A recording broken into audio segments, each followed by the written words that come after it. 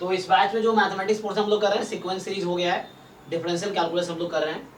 तो उसमें हमने limit, continuity, differentiability, last class में डिफरेंशिएशन स्टार्ट किए थे ना, और बेसिक डिफरेंशिएशन ही कर रहे थे। उसके बाद हाँ, लास्ट क्लास में जो कराया था मैंने इंक्रीजिंग एंड डिक्रीजिंग फंक्शन, वो करा रहे थे। आज थोड़े आगे बढ़ते, तो आज क्या है उसके आगे, जैसे 1 1 on 2 हो गया, इस तरह से कोई कॉन्सेप्ट की जरूरत पड़ जाती है कई बार, है ना। तो ठीक है, 1 1 on 2 हो गया, और फिर मैक्सिमम मिनिमा देख लेते हैं, चलो।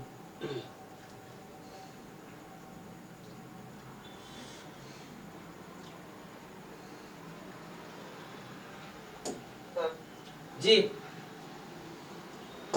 सर, जो आप लोग कॉन्सेप्ट बताया था रेशनल और इरेशनल कंटिन्यूटी का, हाँ, उसके लिए उसमें मतलब उसका कुछ अच्छा ही कॉन्सेप्ट फंक्शंस के लिए है क्या? कौन से फंक्शन के लिए? जैसे रेशनल और इरेशनल दिया हुआ है, अगर हम कुछ चेक करना है तो वन ऑन है, वन वन है, प्रोबेबिलिटी है, तो उसके लिए वैसे कुछ कॉन्सेप्ट है क्या? तो 1 1 का नहीं देखना, मतलब डिफरेंट एक्स के लिए डिफरेंट आंसर हो ना। कॉन्टिन्यूअस में तो अलग हो गया। तो नहीं, वैसे वो डायरेक्टली तो नहीं है, बट देखता हूँ अगर उस तरह कुछ होगा तो।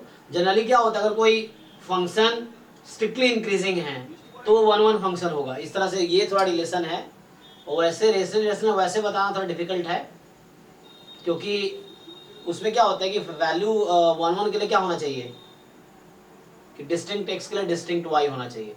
तो तुम सेपरेटली चेक कर दो, उसमें इक्वलिटी नहीं करना है, सेपरेटली तुम्हें चेक, मतलब डेफिनेशन लगाना है, ट्राई करके देखना। क्वेश्चन ऐसा आता है तो हम लोग देखते हैं कि क्या अप्रोच हो सकता है, वो क्वेश्चन पे डिपेंड करेगा।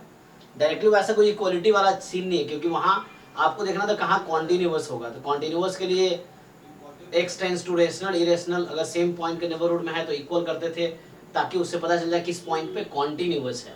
यहाँ 1 1 on 2 का अलग कॉन्सेप्ट है ना। तो एक बार डेफिनेशन देख लेते हैं, चलो। तो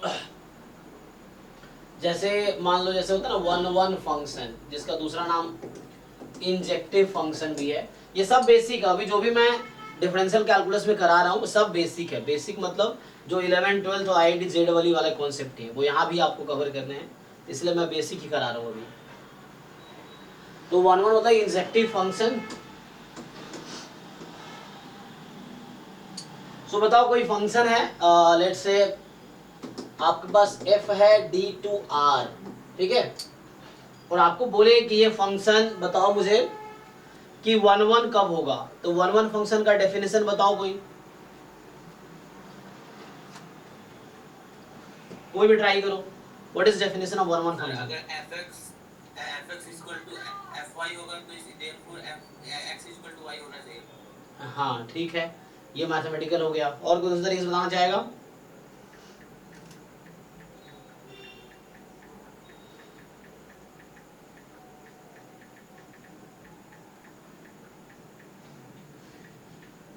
कोई और? यही एक डेफिनेशन याद है? किसी को लैंग्वेज में समझाना है तो कैसे, मतलब थोड़ा और कोई ट्राई करो।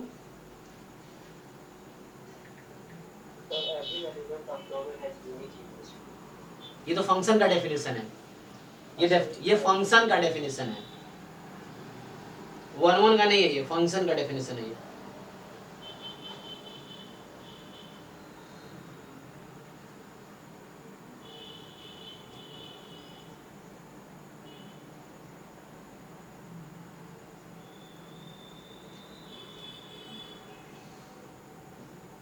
कोई और ट्राई करो।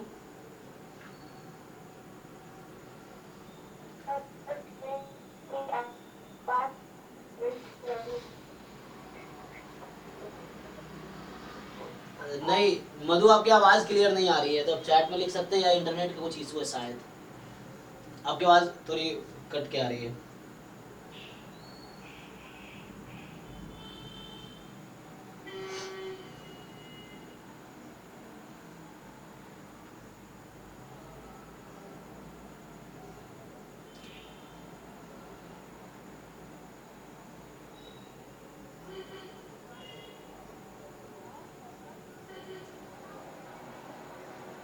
डोमेन का हर एलिमेंट के लिए कोडोमेन में यूनिक इमेज होगा। अच्छा, मतलब यूनिक इमेज रहता है, तो वो तो ऐसे भी रहता है ना, कोई भी फंक्शन ले लो, कोई बताओ फंक्शन जहाँ यूनिक इमेज ना रहता हो, कोई एग्जांपल बताओ।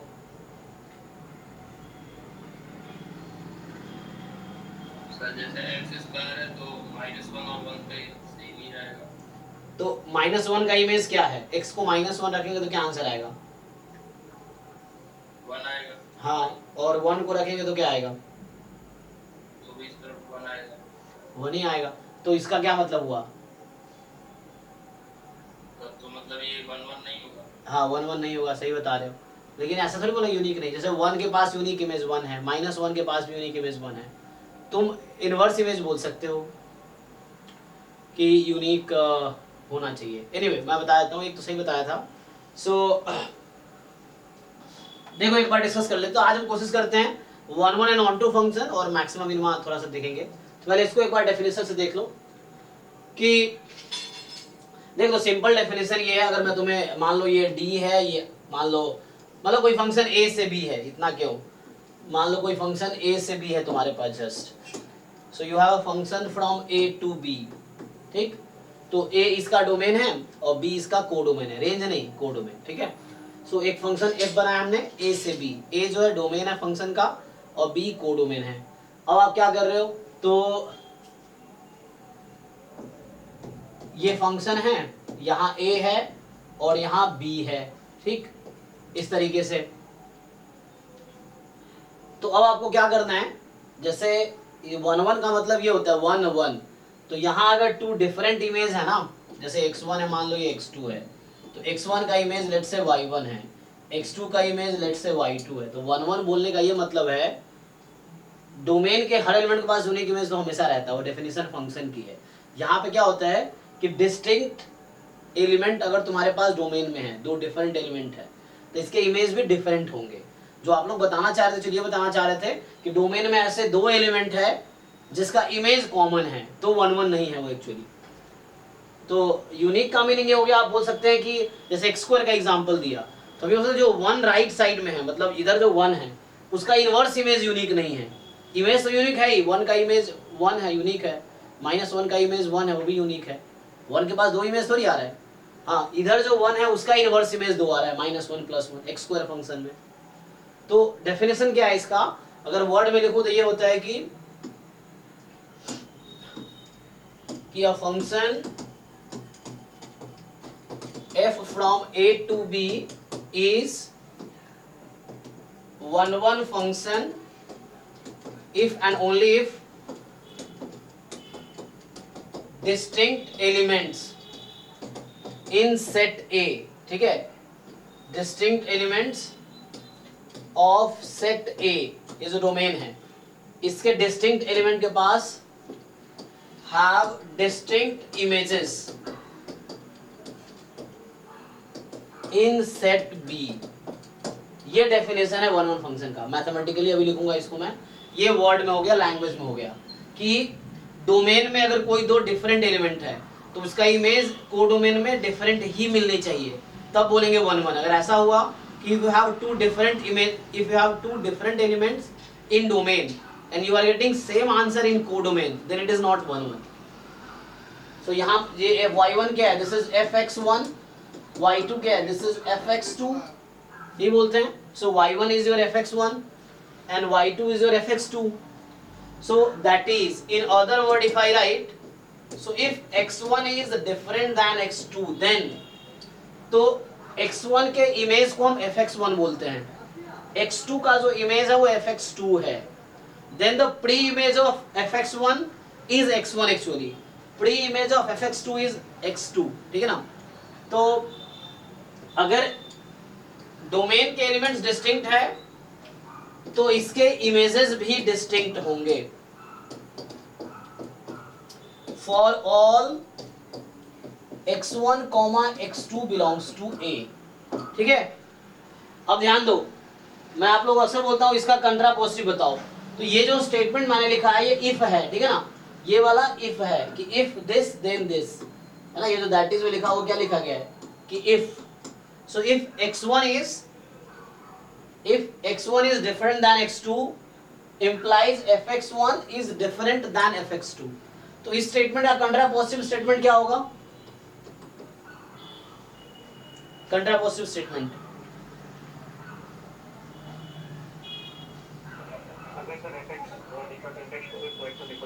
हाँ, सो आप लोग जानते हैं P implies Q का जो कंट्रापोजिटिव है, not Q implies not P है, तो यहां से आएगा if fx1 is equal to fx2 implies x1 is equal to x2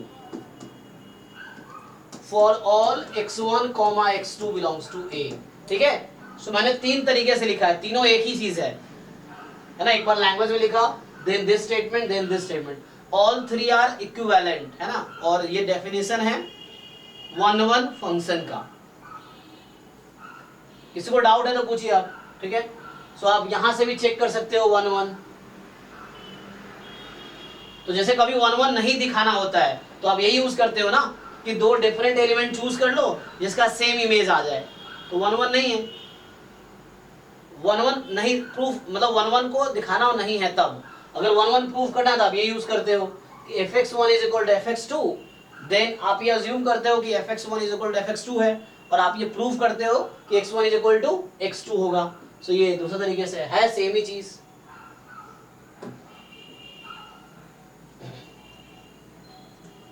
definition clear है सबको? देख लो एग्जांपल, देखो एक कुछ डाउट है डेफिनेशन में, देन यू कैन आस्क। अगर आप लोगों को कोई भी डाउट है डेफिनेशन में तो आप पूछो।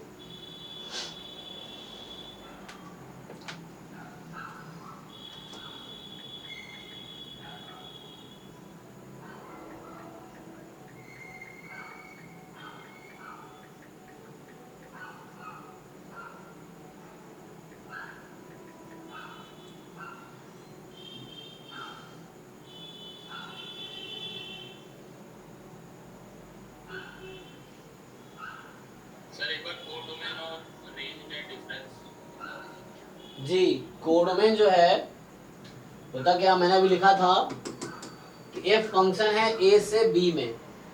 सो ये जो ए है ये आपका डोमेन है, ये बी जो है आपका कोडोमेन है, ये जो बी है आपका वो कोडोमेन है। So here domain of function f is set A, codomain of function f is set B, range of f, ठीक है। So that we call f A. Range का नोटेशन क्या लिखा हूं मैं? F A. So range of function is f A. F A का मतलब क्या है? Set of all f x such that x belongs to A. Set A का इमेज। सो मान लो यहां पे ये एक सेट है, दिस सेट इज एफ ए, कि ए के सारे एलिमेंट इसमें मैप हो रहे हैं, है ना, ए के सारे एलिमेंट इसी में जा रहे हैं। सो ये आपका रेंज है और ये पूरा कोडोमेन है। तो ये जो बाहर के एलिमेंट्स होंगे that are in codomain not in range. So only this set is range. So range f A है, ठीक है। फॉर एग्जाम्पल जी, रेंज हमेशा कोडोमेन का सबसेट होगा किसी भी फंक्शन में। So range is always a subset of codomain, ठीक है। सो रेंज ऑलवेज सबसेट होगा कोडोमेन का। एक छोटा सा एग्जांपल से समझाऊं यही चीज। तो जैसे आप देखिए, if I define a function f from r to r, simply fx बराबर है, मान लीजिए सिंपली, चलो ये पहले भी एग्जांपल लिया था मैंने, fx बराबर x square upon 1 plus x square. अब आपसे पूछा जाए इसका डोमेन क्या है? सो डोमेन मतलब ये दे रखा है आपको already, all real number. Codomain क्या है? सो यहां भी आपको ये दे रखा है, all real number. What is range? Range क्या है बताइए, कोई रेंज क्या होगा इस फंक्शन का?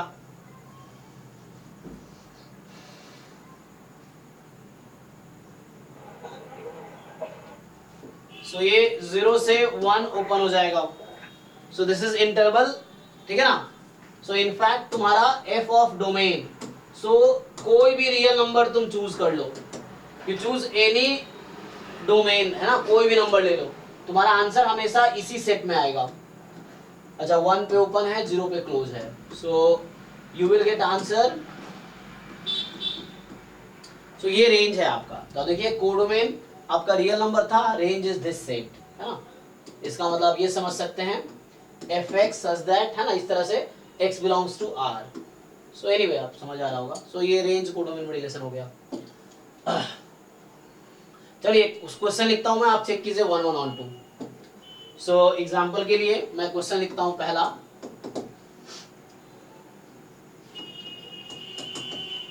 Consider a function fx is equal to 4x cube plus 3x, ठीक है, प्लस 2. सर जी सर वो पिछले वाले एग्जांपल में सर वो कोडोमेन कैसा है वो बताओ. कोडोमेन कैसे है, रेंज है, रेंज कैसे है, रेंज रेंज ना, कोड में दे रखा होता है this is domain, this is codomain, ये तुम्हें क्वेश्चन में गिवन होता है. ओके कि नहीं. This set is domain and this set is codomain. तो तुम्हें कोडोमेन नहीं ढूंढना है, कोडोमेन गिवन होगा क्वेश्चन में. रेंज यू नीड टू सी. तो रेंज के लिए आपको देखना होता है इसकी वैल्यू क्या क्या पॉसिबल है. What are the set of all possible values of function, this is called range. So set of all possible values of function. So the set of all possible values of function is this only. So this function will never take value more than 1, even equal to 1. So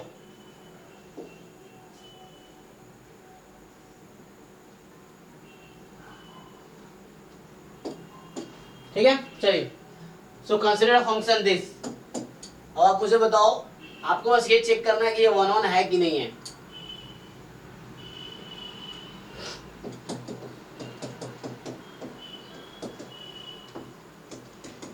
So is it a 1 1 function? आप check करके बताओ जरा.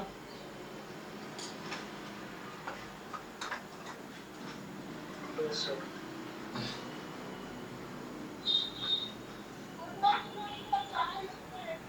ठीक है, बाकी लोग. Function is 4x cube plus 3x plus 2.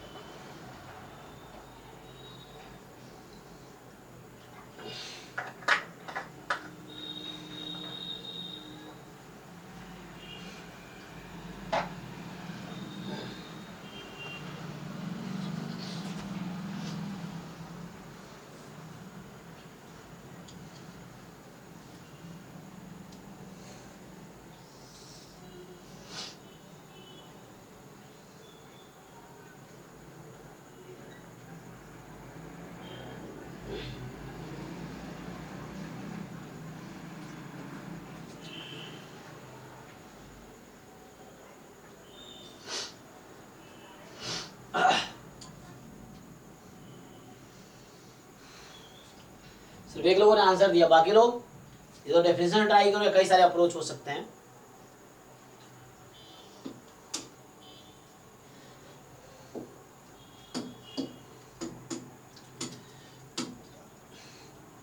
C solution देखो. Function क्या है तुम्हारा, 4x cube plus 3x plus 2.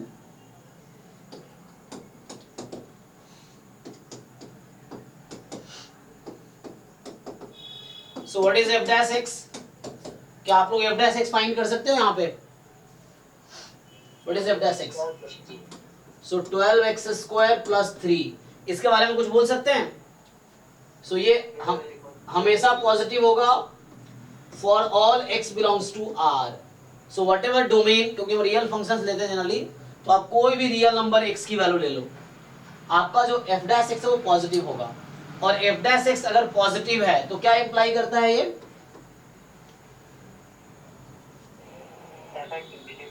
Strictly increasing function, या हमने जो इंक्रीजिंग लिखा था लास्ट क्लास में, तो इंक्रीजिंग फंक्शन है। So F is increasing function on R, तो मतलब ये कुछ ऐसा है कि ये फंक्शन जो भी होगा, हालांकि क्यूबिक फंक्शन है, सो क्यूबिक है ना ये, तो x की वैल्यू अगर आप माइनस इन्फिनिटी रखेंगे तो फंक्शन की वैल्यू माइनस इन्फिनिटी होगी, x को आप प्लस इन्फिनिटी रखेंगे तो फंक्शन की वैल्यू प्लस इन्फिनिटी हो जाएगी। तो कहने वाला ये कुछ इस तरह से हो सकता है। तो रफली मैं ड्रॉ कर देता हूं, मान लो इस तरह से कुछ ग्राफ होगा इसका, रफली, ठीक है। सो इस तरह से कुछ ग्राफ होगा। तो ये जो भी देखो, एक तो ये रिजल्ट है जो थ्योरम में लिखाऊंगा मैं, बस अभी चेक करने के लिए बताया। सो ये स्ट्रिक्टली इंक्रीजिंग फंक्शन है, तो x की कोई भी डिफरेंट वैल्यू लोगे ना, so you have different value of y। कभी ऐसा होगा क्या कि if you choose two different x and it will generate same y, ऐसा होगा कभी इसमें? है ना, क्योंकि ये स्ट्रिक्टली इंक्रीजिंग फंक्शन है। This is strictly increasing function, even increasing function जो मैं वर्ड यूज कर रहा हूं, सो इंक्रीजिंग फंक्शन है। सो इंक्रीजिंग फंक्शन में कभी भी ऐसा नहीं होगा corresponding to different x it will give you same y, it will never give you that, है ना। so corresponding to different x it will also give you, it is always give you different y, so means this function is one function। तो यहां से simply ये हो गया कि f is one function। अच्छा, आपको लग रहा होगा मैं ये क्यों यूज किया, मैं इस डेफिनेशन से कर सकता हूं क्या? यस, तो हम इस डेफिनेशन से भी कर सकते हैं, मैं इसे करके दिखाता हूं आपको। सो इस डेफिनेशन से इसको प्रूव करते हैं, बट एग्जाम में आपका टाइम कम होता है, तो आपको स्मार्ट अप्रोच लेना है कि आप इजीली किस मेथड से कर सकते हो, क्योंकि सब्जेक्टिव तो है नहीं, you have to show the solutions. तो आपको देखना है कि किससे आसानी से सॉल्व कर सकते हो, ठीक है ना। तो ये तो एक अप्रोच हुआ। तो इसके पीछे स्टोरी ये है कि मैं एक थ्योरम यूज कर रहा हूं यहाँ पे,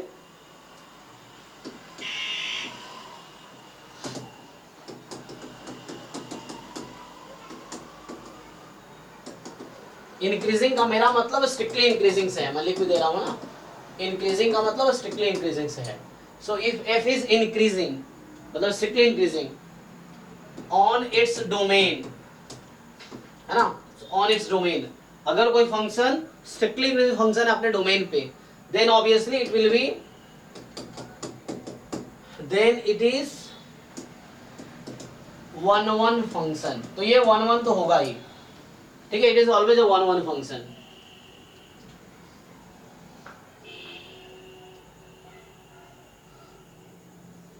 अच्छा, अगर डिक्रीजिंग होगा तो भी हो जाएगा ना।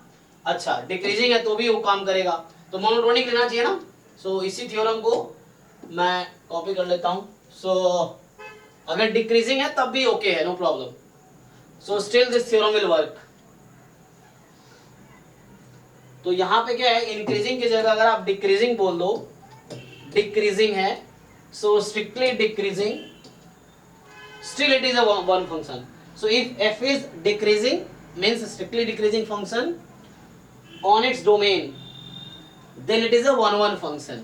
तो ये वन फंक्शन रहेगा तब भी।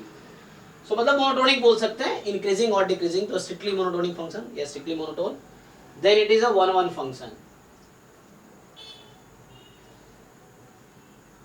ओके, ठीक, तो ये कॉन्सेप्ट यूज किया। अब इसी को मैं दूसरे तरीके से आपको सॉल्व करके दिखाऊं, same question. So if I solve this question using this method, so let me show you by this method, है ना, सेम तो ही प्रूव हो जाएगा, कोई डिफरेंस नहीं है, आंसर तब भी आ जाएगा। तो I can use this method to show. देखो, सो ये क्वेश्चन है ना, f(x) बराबर 4x³ प्लस 3x प्लस 2। सो तुम्हारा क्वेश्चन था f(x) is equal to 4x³ plus 3x plus 2। So आप क्या करोगे, so you let fx1 is equal to fx2। fx1 क्या होगा, 4x1³ plus 3x1 plus 2 is equal to 4x2³ 3x2 plus 2। So I'm solving the same question in different way, in second method, है ना। So first method I used was if you find a function that is strictly increasing or strictly decreasing, है ना, simply we use the word increasing or decreasing, then this function is one function। Now the other definition you can use, that is a theorem. So if you want to prove using definition, so definition says if fx1 is equal to fx2 you assume, and then you prove that x1 is equal to x2, then this function is one function. So चलो उससे try करके देखते हैं. So हमारा M क्या है अब कि we have to prove x1 is equal to x2. So simplify करो. So ऐसा करो, देखो पहले तो आप क्या करो, ये +2 और +2 आउट हो गया, सबको एक साइड बुला लो. So 4x1 cube minus 4x2 cube, 3x1 minus 3x2 is 0. यहाँ से देख क्या होगा, 4 कॉमन लो, x1 cube minus x2 cube, 3 common लो, x1 माइनस x2 इज 0.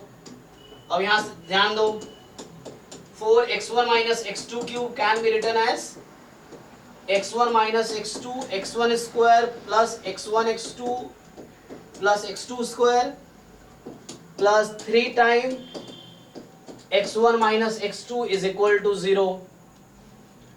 सो यहां से हो जाएगा, आप x1 माइनस x2 कॉमन ले लो तो क्या बचेगा, 4 time x1 square 4x1 x2 plus 4x2 square है ना, और प्लस में 3 इज इक्वल टू 0, यही रहेगा. तो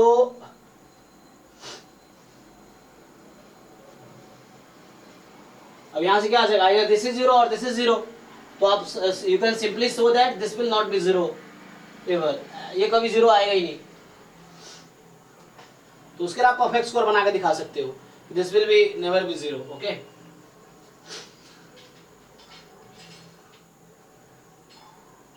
चेक कर सकते नहीं हुए. तो यहां से क्या आ जाएगा कि x1 minus x2 is equal to 0, then x1 is equal to x2. अब यहां आपको दिखाना पड़ेगा दिस विल नॉट बी 0, ठीक है ना.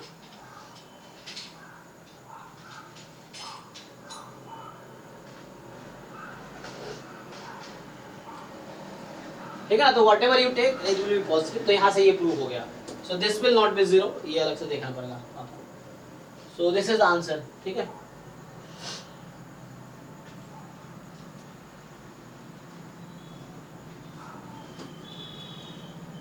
So this is the other way you can prove this way, okay? So ये second way है उसी क्वेश्चन को प्रूव करने का.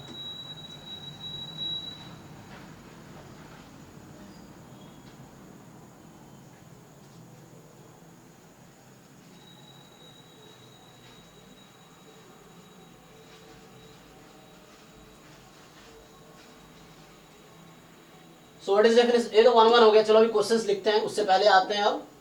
So 1 फंक्शन क्लियर है. 1 function is fx1 is equal to fx2, then you prove x1 is equal to x2. Or second way you can show that x1 is equal to x1 is different than x2. If x1 x2 are different, then fx1 and fx2 are different. या जो definition मैंने लिखा था कि a function is said to be 1 function if and only if distinct element of x will generate distinct images. Okay. So distinct elements of x will generate distinct images. So then this function is 1 function for है ना over domain. आगे onto function की बात करते हैं. So what is definition of onto function? कोई onto function का definition बताओ, कोई भी ट्राई करो.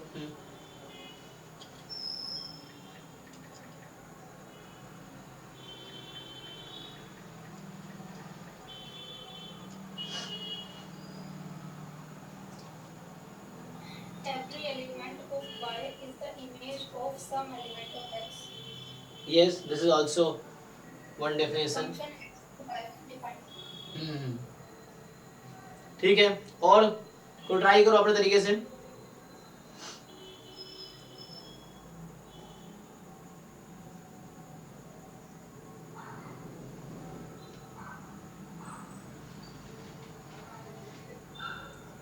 बताओ भाई, और किसी को आइडिया नहीं है?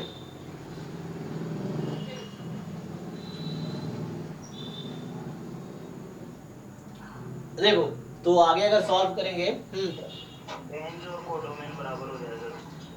रेंज और कोडोमेन बराबर हो जाए, करेक्ट. ठीक है, तो अगर फंक्शन का रेंज अभी आप देख रहे थे रेंज कोडोमेन में डिफरेंस क्या है, सी। सो ये जो हम स्लाइड यहाँ पे था ना, यहाँ पे ये था ना, कहाँ गया थ्योरी इसका, अरे लास्ट में था क्या, ये तो 1-1 का डेफिनेशन हो गया।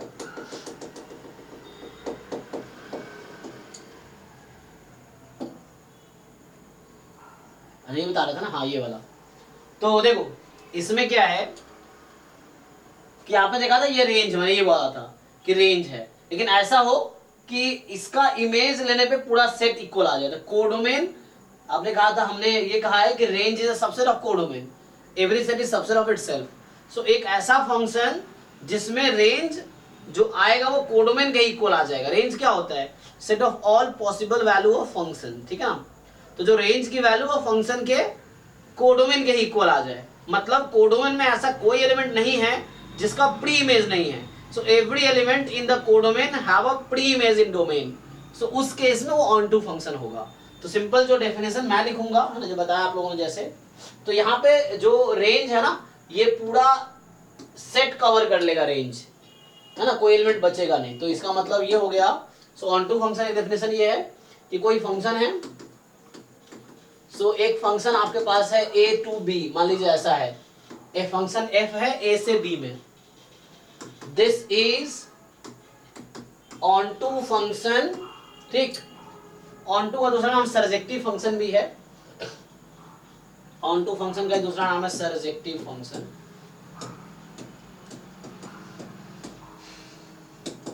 इफ एंड ओनली, पहली चीज जस्ट यही है कि जो फंक्शन का रेंज है, range of function is equal to codomain of function, जिसको मैंने लिखा था कि रेंज यहाँ पे सेट B है और कोडोमेन FA लिखा था मैंने, है ना, अभी जस्ट डिफाइन किया था। सो FA, ये कोडोमेन, रेंज को मैं FA लिखता हूं। So range is FA and codomain is B। So here range is F of A, मतलब A सेट का इमेजेस पूरा जो होगा, सेट ऑफ ऑल इमेजेस, है ना, when X belongs to A। और कोडोमेन आपके पास क्या है, B है। सो ये रेंज है और एक कोडोमेन है। अब आप देखिए range equal to codomain, that is, अगर मैं दूसरे तरीके से बात करूं, ठीक है, तो इसका मतलब ये हो गया कि for every y belongs to B, अब ध्यान देना मैं क्या लिख रहा हूं, जैसे ये A है और ये B है, सो ये B है, ये फंक्शन है, ये A है, तो इसका इमेज लोगे पूरा सेट इमेज हो जाएगा। So for every y belongs to B there exists x belongs to A such that fx is equal to y, है ना। so whatever y you choose here, there always exists a x for which it is image of y। so मतलब codomain के हर element के पास pre image है, मतलब इसमें कोई भी एलिमेंट लो, कोई ना कोई x है जिससे मैप कर रहा, मतलब इसमें कोई भी एक ऐसा एलिमेंट B में नहीं है, there does not element which is not image of something, ये someone। so सबका कोई ना कोई इमेज है ही, कहने मतलब ये है। तो ये हो गया एक definition, for every y in B there exists x belongs to A such that fx is y। so ये डेफिनेशन है ऑन टू फंक्शन का।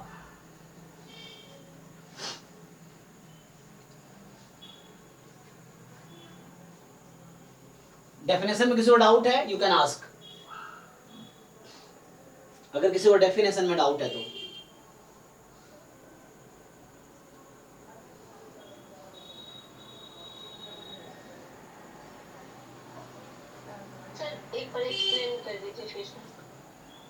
हाँ एक्सप्लेन क्या करना है आपको, रेंज पता है, कोडोमेन पता है। अभी मैं, चूंकि आप लोग टाइम पे ज्वाइन नहीं करते हैं, रेंज में कोडोमेन बता रहा था ना। सो रेंज क्या होता है, FA का मतलब क्या है, set of all fx x belongs to A, जो इमेज बन रही है सेट A में जो एलिमेंट्स है उसका इमेज जहां पे जा रही है वो हमारा सेट रेंज होता है। कोडोमेन क्वेश्चन में लिखा रहता है, ये कोडोमेन है B सेट, कोडोमेन दिया रहता है। अब B का हर एलिमेंट के पास प्री इमेज होगा तो हम बोलेंगे वो ऑन टू फंक्शन है, मतलब B के, है ना, हर एलिमेंट, मतलब सिंपल ये है कि इसका एलिमेंट्स अगर आप मैप कर रहा है तो पूरा B कवर हो रहा है, B में कोई छूट नहीं रहा कोई भी एलिमेंट, तब हम बोलेंगे कि वो रेंज है। सो कहने का सिंपल मतलब है कि रेंज फंक्शन का और कोडोमेन फंक्शन का इक्वल होगा। एग्जांपल से ज्यादा क्लियर होगा। देखो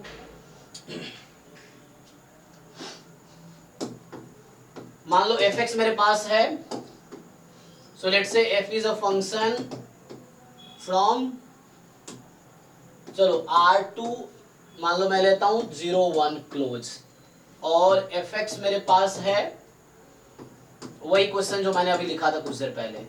सो बताओ ऑप्शन ए है f इज 1 1। अच्छा 1 1 चेक करना आसान है, यहाँ पे देखना पड़ेगा।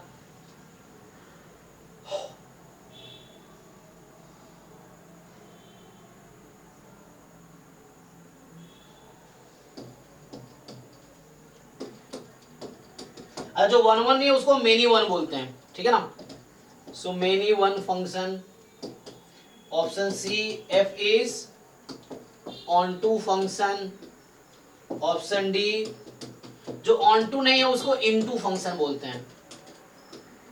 सो यहां मैं दो टर्म नया लिख दिया, क्या क्या। सो हमारे पास आ गया एक्चुअली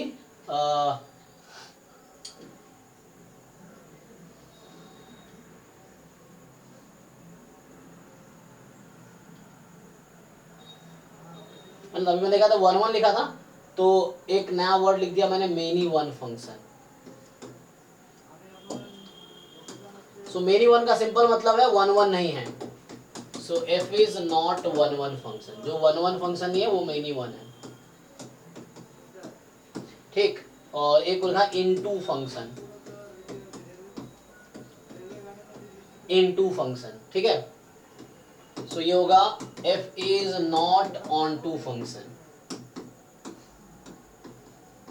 ठीक है, ये वर्ड यूज किया। चलिए आप मुझे बताइए इनमें से कौन सा ऑप्शन करेक्ट है, MSQ है ये, बताइए ट्राई करके। सर बी वाला मेनी वन। बी और डी, बाकी लोग एग्री करते हैं, चेक कीजिए। तो सिंपल है, 1 1 होने का मतलब था कि different element of x must have different images in y, but if you see here domain आपका क्या है, रियल नंबर है। तो आप अगर 1 की इमेज निकालो या -1 की इमेज निकालो, दोनों क्या आ रही है, सेम आ गई, 1/2 आ गई ना। तो इसका क्या मतलब है, 1 and -1 are different but their images are equal, so this is not 1 1, है ना। 1 1 होने के लिए क्या होना चाहिए कि if you have x1 different than x2 then fx1 must be different than fx2। तो यहाँ पे 1 and -1 are different but f1 and f-1 are equal। तो इसका मतलब this is not 1 1 function, not 1 1 function। क्या ये ऑन टू है? So on to होने के लिए क्या कंडीशन था, तो मुझे सिंपली आपको बता यहाँ पे देखना पड़ेगा कि इस फंक्शन का कोडोमेन क्या दिया हुआ है। What is codomain of this function?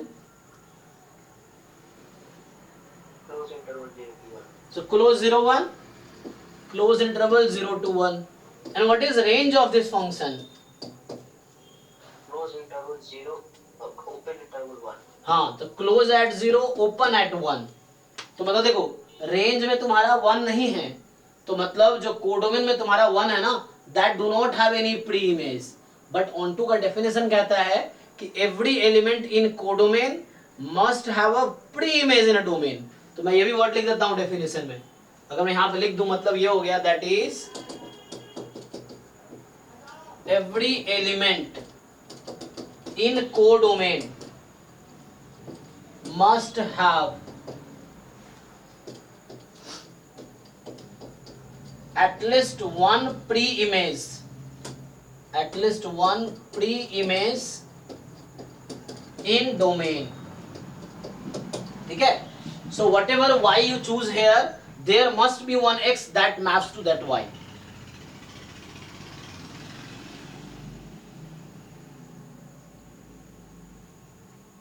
ठीक है, तो यहां पे देख लो। So here you can see, हमने कहा था रेंज एंड कोडोमेन इक्वल होना चाहिए, एग्जैक्टली इक्वल। तो two sets are equal if they are subset of each other, ऐसे भी जानते हैं आप। तो यहां देखिए ये सबसेट तो है इसका, लेकिन ये सबसेट नहीं है इसका, मतलब इक्वल नहीं है ना, exactly same number of element, दोनों एग्जैक्टली सेम एलिमेंट्स होने चाहिए। तो 1 इस सेट में है, 1 इसमें नहीं है। तो मतलब यहां से ये आ गया कि जो रेंज है that is different than codomain, and that's why f is not on 2, ठीक, तो ऑन टू भी नहीं है तो इन टू है, ऑन टू नहीं है तो उसको इन टू बोलते हैं, 1 1 नहीं है तो मेनी 1 बोलेंगे। किसी को इस क्वेश्चन में डाउट है तो आप पूछो।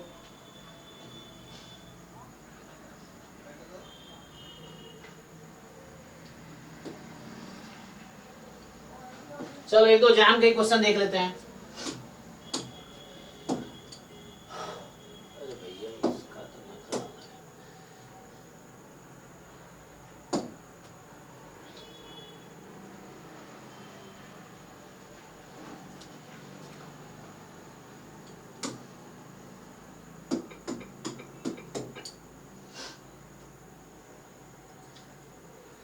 चलिए आइए, ये जैम 2021 का ही क्वेश्चन है, ट्राई करते हैं।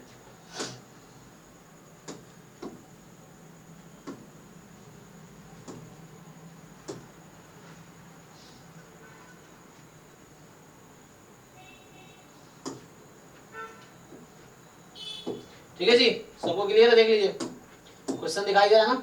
सो इफ आर से आर में एक फंक्शन है जो इस तरीके से डिफाइन किया हुआ है, फंक्शन क्लियर विजिबल है। तो आपको जो fx है मैं लिख देता हूं, यह x की पावर 7 प्लस 5x की पावर 3 11x प्लस 15 और x कोई रियल नंबर है। तो बोल रहा है कि 1 1 भी है ऑन टू भी है, ना 1 1 है ना ऑन टू है, 1 1 है ऑन टू नहीं है, ऑन टू 1 1। बताइए कौन सा ऑप्शन हुआ करेक्ट?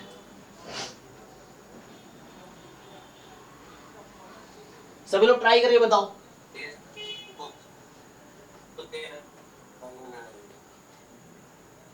कौन सा बोल रहा है अमरजीत? ए, ओके। तो देखो सिंपली डेफिनेशन से जाना थोड़ा डिफिकल्ट है, यहाँ पे क्या करो तुम, मैंने एक अप्रोच अभी बताया था रिसेंटली, तो वही अप्रोच ट्राई कर लो, है ना। सो आप क्या करो यहाँ पे, you just find F dash x, आप एफ डैश एक्स फाइंड कर लो। तो जब आप एफ डैश एक्स फाइंड करोगे तो क्या आएगा, 7x की power 6 plus 15x square plus 11। अब इसको देख के आप क्या बोल सकते हो, क्या ये कभी नेगेटिव हो सकता है क्या? तो it is always positive, so means this is more than 0 for all x belongs to r। और इसका मतलब है कि f is strictly increasing function. और मैंने एक क्वेश्चन भी इस पे ही लिखा था, और एवरी इंक्रीजिंग फंक्शन और डिक्रीजिंग फंक्शन, है ना, पूरे इंटरवल में इंक्रीजिंग हो या पूरे इंटरवल में डिक्रीजिंग हो, स्ट्रिक्टली बात कर रहा हूं। So then it is obviously 1 1। So f is 1 1 function, ठीक है। तो पहले तो ये है। अब इसका रफली मैं ग्राफ का भी आइडिया दे सकता हूँ। हमेशा देखो ये पावर 7 है, जो भी ऑड डिग्री की पॉलिनोमियल है, ऑड डिग्री पॉलिनोमियल, जब x को आप माइनस इन्फिनिटी रखोगे तो fx की वैल्यू भी माइनस इन्फिनिटी आएगी, x को प्लस इन्फिनिटी रखोगे तो fx x की वैल्यू अगर आप प्लस इन्फिनिटी पुट करते हो, so the function you will get value plus infinity. So means, और ये कॉन्टिन्यूअस भी है, तो कहने का मतलब ये है कि ये फिर से, है ना, मैं जो बताना चाह रहा था, ये इस तरह कुछ वैल्यू लेगा। So graph will be like this, so it will cover whole real line. x की value minus infinity plus infinity है एंड y की वैल्यू माइनस इन्फिनिटी से प्लस इन्फिनिटी है। सो मींस मैं पूछना ये चाह रहा हूं कि what is domain of this function, what is domain of this function, sorry domain नहीं चाहिए मुझे, कोडोमेन और रेंज चाहिए ऑन टू के लिए। तो 1 1 हो गया, 1 1 चेक हो गया। To prove it is on to, you have to prove range of the function is strictly equal to codomain of the function. So आप पहले कोडोमेन बताओ, इसका रेंज बताओ। So what is codomain of this function? Codomain क्या है? So codomain question में given रहता है, यहाँ कोडोमेन दे रखा है, दिस इज कोडोमेन, आपको दिमाग नहीं लगाना है, और ये डोमेन है, ठीक है ना। कोडोमेन के लिए आपको दिमाग खर्च नहीं करना है, कोडोमेन क्वेश्चन में लिखा रहेगा। f a से b है, function f is from a to b, then b is the codomain. So यहाँ कोडोमेन लिखा हुआ है, r है, और रेंज हमें डिसाइड करना है। सो हमें रेंज पे दिमाग लगाने हैं। सो range means set of all possible values of function. और कभी भी ऑड डिग्री का पॉलिनोमियल हो, ऑड डिग्री का कोई भी पॉलिनोमियल हो, तो आंख बंद करके तुम उसको ऑन टू बोलो, थ्योरम लिख सकते हो तुम। तो ये रेंज हमारा r ही होगा। सो इसका मतलब है ये ऑन टू हो गया, ये 1 1 भी है, ऑन टू भी है, और range and codomain are same set, both are equal set. So f is on to function actually. So F आपका ऑन टू फंक्शन है, ठीक है। So F is on to function. सो कहने का मतलब ये है, अगर थ्योरम लिख दूं मैं, जो भी ऑड डिग्री का पॉलिनोमियल है, odd degree polynomial is always on to function on R. क्यों, ऐसा क्यों हो रहा है? बिकॉज इसका स्टोरी ये है कि इसका रेंज क्या है, रियल नंबर है, तो कोडोमेन भी रियल नंबर होगा, तो आर टू आर, ठीक है ना। So odd degree polynomial function बोल दो, है ना। So odd degree polynomial function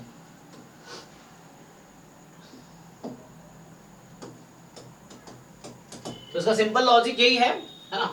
तो जैसे दैट इज आपका एफ एक्स कुछ इस फॉर्म का है, मान लो a 2n प्लस 1 x की पावर 2n प्लस 1, ये होता है ना ऑड का form, a 2n minus 1 x की power 2n minus 1 dot dot dot last में a1x और प्लस में कोई कांस्टेंट a0 बोल दो, है ना, ऐसा बोल दो मान लो। तो ये मैंने ऑड डिग्री कई सारे टर्म, अरे इधर तो कुछ भी हो सकता था, यहाँ पे मैं क्यों ले रहा हूँ, यहाँ पे तो a 2n x की पावर 2n, ठीक है ना। कहना मतलब क्या है कि जो लीडिंग टर्म है, डिग्री ऑफ पॉलिनोमियल क्या होती है, हाईएस्ट पावर वाली जो टर्म है वही तो डिग्री बताती है ना। तो degree is the power of highest term. So जो हाईएस्ट कोई भी है ना, हाईएस्ट पावर वाली जो पावर है वो डिग्री है।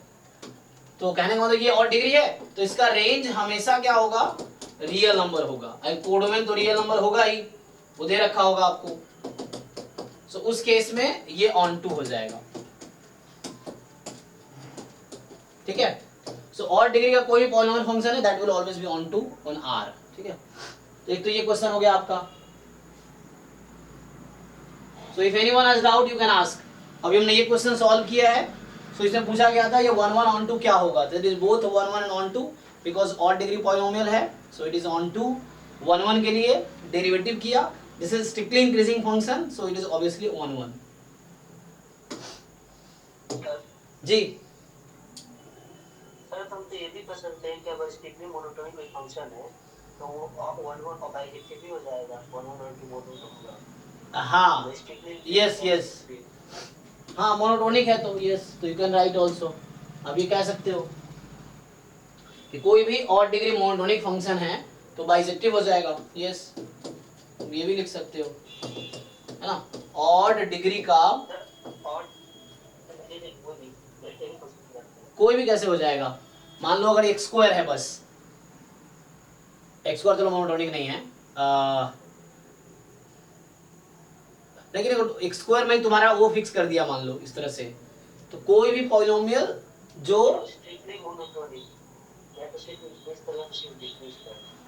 तो स्ट्रिक्टली मोनोटोनिक हमेशा 1 1 होगा। ऑन टू के लिए क्या कर सकते हो, डिपेंड करता है उसका रेंज क्या है।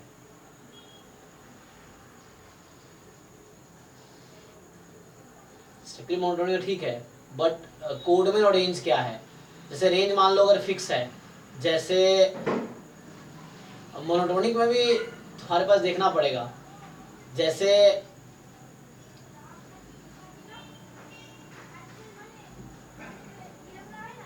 मोनोटोनिक फंक्शन है कोई दिक्कत नहीं है, 1 1 तो होगा ही, है ना। Strictly increasing function is 1 1। Onto के लिए क्या बोल सकते हो, तो ऑन टू के लिए कहीं ना कहीं किस पे डिपेंड करेगा, वो कोडमेन में तो डिपेंड करेगा, कोडमेन क्या दे रखा है।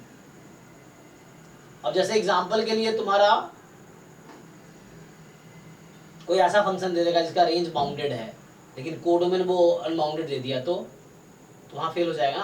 मान लो कोई ऐसा फंक्शन है जिसका रेंज, जैसे मैं x square upon 1 plus x square लिखा था, तो वो चूंकि देखना पड़ेगा वो, है ना, वो तो मोनोटोनिक नहीं है। लेकिन अगर वो ऐसा कोई फंक्शन है जो मोनोटोनिक भी है, ठीक, लेकिन रेंज उसका फाइनाइट रहेगा, ऐसा कुछ हो जाए तो एक्सट्रीम मोनोटोन नहीं रहेगा, नहीं। आई थिंक बोल सकते हैं कि उसके लिए वेरीफाई करना पड़ेगा कि स्ट्रिक्टली मोनोटोनिक फंक्शन क्या हमेशा बाइजेक्टिव होगा। जैसे एक्स क्यूब है, इट्स फाइन। आई थिंक ठीक है, कुछ अगर काउंटर एग्जांपल नहीं मिलता तो ठीक है। और डिग्री में से ले डाऊंगी तो श्योर हो जाएगा। ओके होगा, क्योंकि अगर कोई पूरे, अगर वो उसका रेंज पूरा कोडोमेन कवर कर रहा है तो कोई प्रॉब्लम नहीं है, वो हो ही जाएगा। देखो डिपेंड करता है उसका जो रेंज है उस फंक्शन का कोडोमेन को कवर करना चाहिए ना, तब हो जाएगा। आइए नेक्स्ट क्वेश्चन ट्राई करते हैं।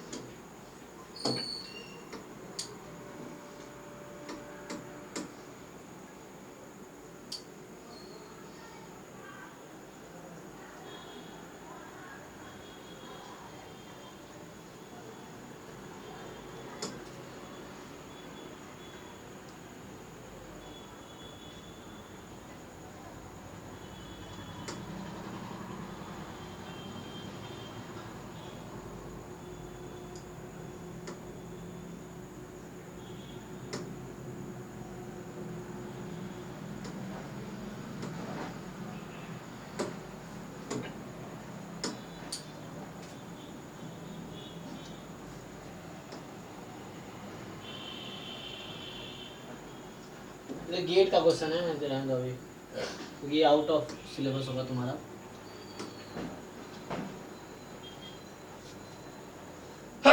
सॉरी।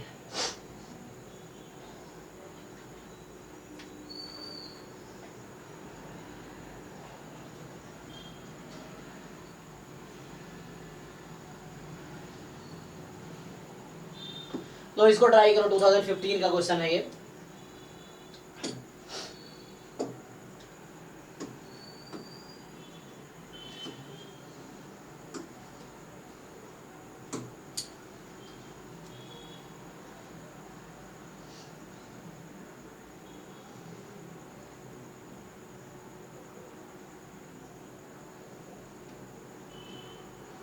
चलो, सो ये कह रहा है एफ आर से आर में फंक्शन है, एफ एक्स दे रखा है, x into x minus one into x minus two.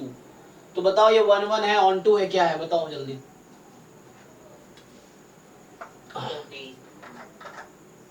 One one भी नहीं है, ऑन टू भी नहीं है। नहीं, 1 1 नहीं, ऑन टू होगा।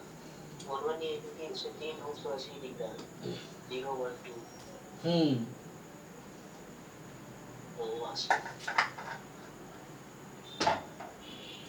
तो बहुत सिंपल है। देखो वन वन के लिए आप क्या कह रहे थे कि for different values of x you must get different value of y, but what you see f1 f0 और f2 all you have is 0, means 1 is different than 2 but f1 is equal to f2. So this is against the definition of one one function. So this is against definition of one one function. So this is not one one. Why? Different element of x must give different value of y. Then you can say it is a, क्या होगा? Then you can say this is one one function. But a 1 and 2 are different, but the images are same. So दो अलग अलग x के लिए same y की value आ रही है, तो ये वन वन नहीं हो सकती। वन वन होती कब? जब 1 2 डिफरेंट है तो दोनों का इमेज डिफरेंट आता, तब वन वन होता। तो इसका मतलब है कि this is not one one. ठीक है, तो जो वन वन कह रहा है वो तो आउट हो गया। ठीक है, जो वन वन कह रहा है वो आउट हो गया। अब ऑन टू के लिए क्या, आप इसको अगर ओपन करेंगे आप, तो आप अगर ओपन करो तो क्या मिलेगा, ये एक्स क्यूब समथिंग होगा minus I think plus 2x square, नहीं माइनस 3x स्क्वायर और प्लस 2x। अब ये और डिग्री का पॉलिनोमियल है। ठीक है, सो what is range of this function, बताइए जी, रेंज क्या होगा इस फंक्शन का। तो हमने अभी कहा है कि कोई भी जो ऑड डिग्री पॉलिनोमियल है ना, if you have any odd degree polynomial, so इसका रेंज हमेशा रियल नंबर होगा। ऑड डिग्री पॉलिनोमियल का रेंज क्या होगा, रियल नंबर होगा। और कोडोमेन नहीं रखा है यहाँ पे R, so codomain is just R. So range and codomain are equal, so it is one one. Sorry, range and codomain are equal, so it is on to, not one one, है ना। On to, one one के लिए different x के लिए value different आनी चाहिए। Range and codomain are equal, then it is on to. तो simple ये ऑन टू तो है। ठीक है, किसी को डाउट हो तो आप पूछ सकते हो।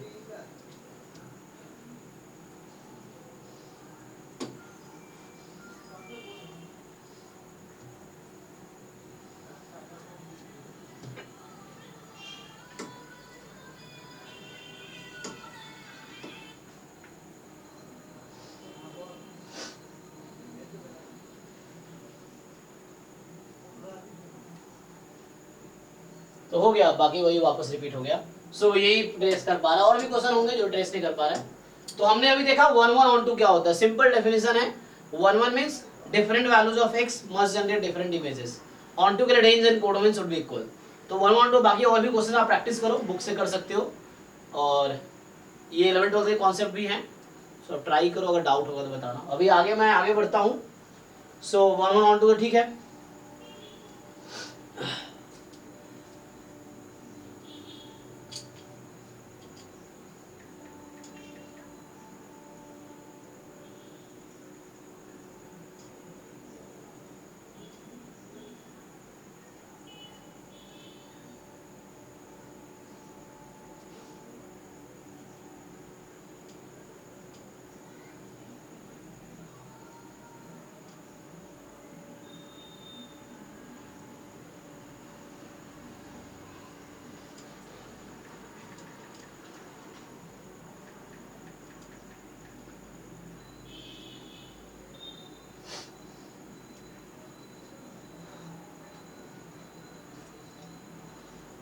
ओके, तो हमने डिस्कस किया अभी तक कॉन्टिन्यूटी है ना। तो limit, continuity, differentiability, differentiation, 1 1 on 2, ठीक है। अभी रफली ये हमने डिस्कस किया यहाँ पे। अब थोड़ा आते हैं मैक्सिमा मिनिमा पे, ठीक है ना। तो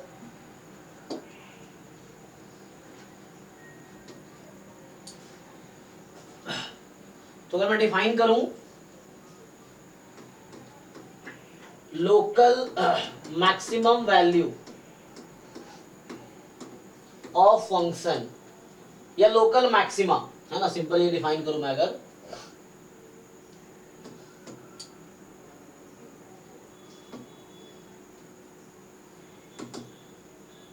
या मैं बात करूं लोकल मैक्सिमा की, लोकल मैक्सिमा,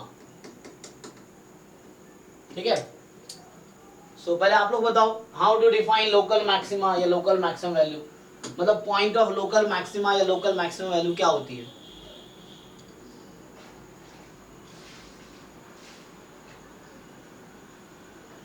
कोई भी ट्राई करो।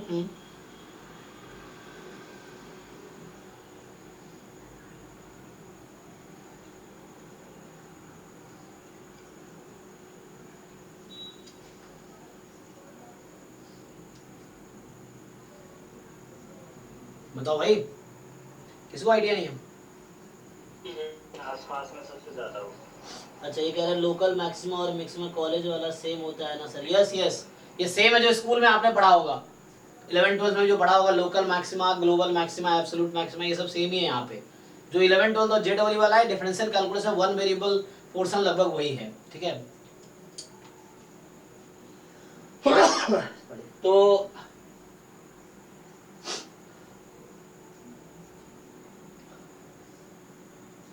लोकल का मतलब वही हो गया कि लोकल का मतलब क्या हो गया, अपने आसपास के पॉइंट के रेस्पेक्ट में बात करता है। जैसे मान लो मैं अगर लिखूं कि लेट एफ, है ना, एफ कोई फंक्शन है, मान लो अभी ए टू बी ही ले लो चाहो तो, है ना। अभी मान लो ए टू बी है फंक्शन, या मैं ए टू डोमेन टू आर ले लूं, कोई फंक्शन है अपने डोमेन पे डिफाइंड है, और इसका कोडोमेन मैंने रियल नंबर लिया है। सो एफ कोई फंक्शन है, डोमेन से रियल नंबर पे डिफाइंड है। तो क्या होगा, एक नंबर है, मान लो पहला मैं डिफाइन करता हूं पहली चीज,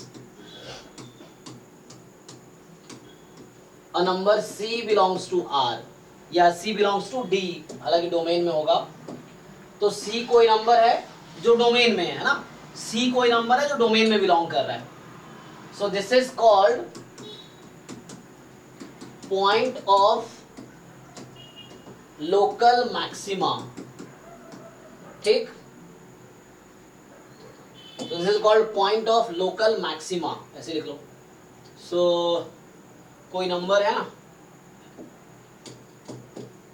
so a number c which is in domain is called point of local maxima, और या ऐसा बोले कि fc is called local maximum value, है ना, is local maximum value, this is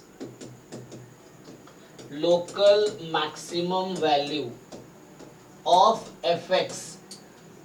कब? इफ एंड ओनली इफ जो एफ सी है, ठीक है ना, लोकल मैक्सिमम वैल्यू की बात कर रहे हैं, तो एफ सी पे मैक्सिमा है और एफ एक्स है for all x belongs to let's say c minus epsilon to c plus epsilon where epsilon is more than 0। तो बताओ एफ सी और एफ एक्स में क्या रिलेशन होगा? एक्स क्या है? सी के आसपास का नंबर है, जैसे मान लो सी ये नंबर है तो सी माइनस एप्सिलॉन इधर होगा और सी प्लस एप्सिलॉन इधर होगा। तो एफ सी और एफ एक्स में क्या रिलेशन होना चाहिए?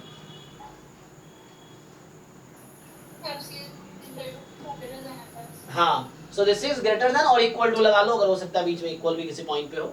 सो या स्ट्रिक्टली भी नो प्रॉब्लम हो सकता है। सो हम बोलेंगे f c is the local maximum value if f c is more than equal to f x for all x belongs to c minus epsilon to c plus epsilon. ये बात। Similarly और उस case में हम बोलेंगे f सी को बोलेंगे local maximum value है फंक्शन की, है ना। देखो लोकल और ग्लोबल में क्या है? सो रिमार्क ये है कि लोकल जरूरी है यूनिक होगा, है ना। लोकल मैक्सिमा में नॉट बी यूनिक। लोकल कोई जरूरी नहीं है कि,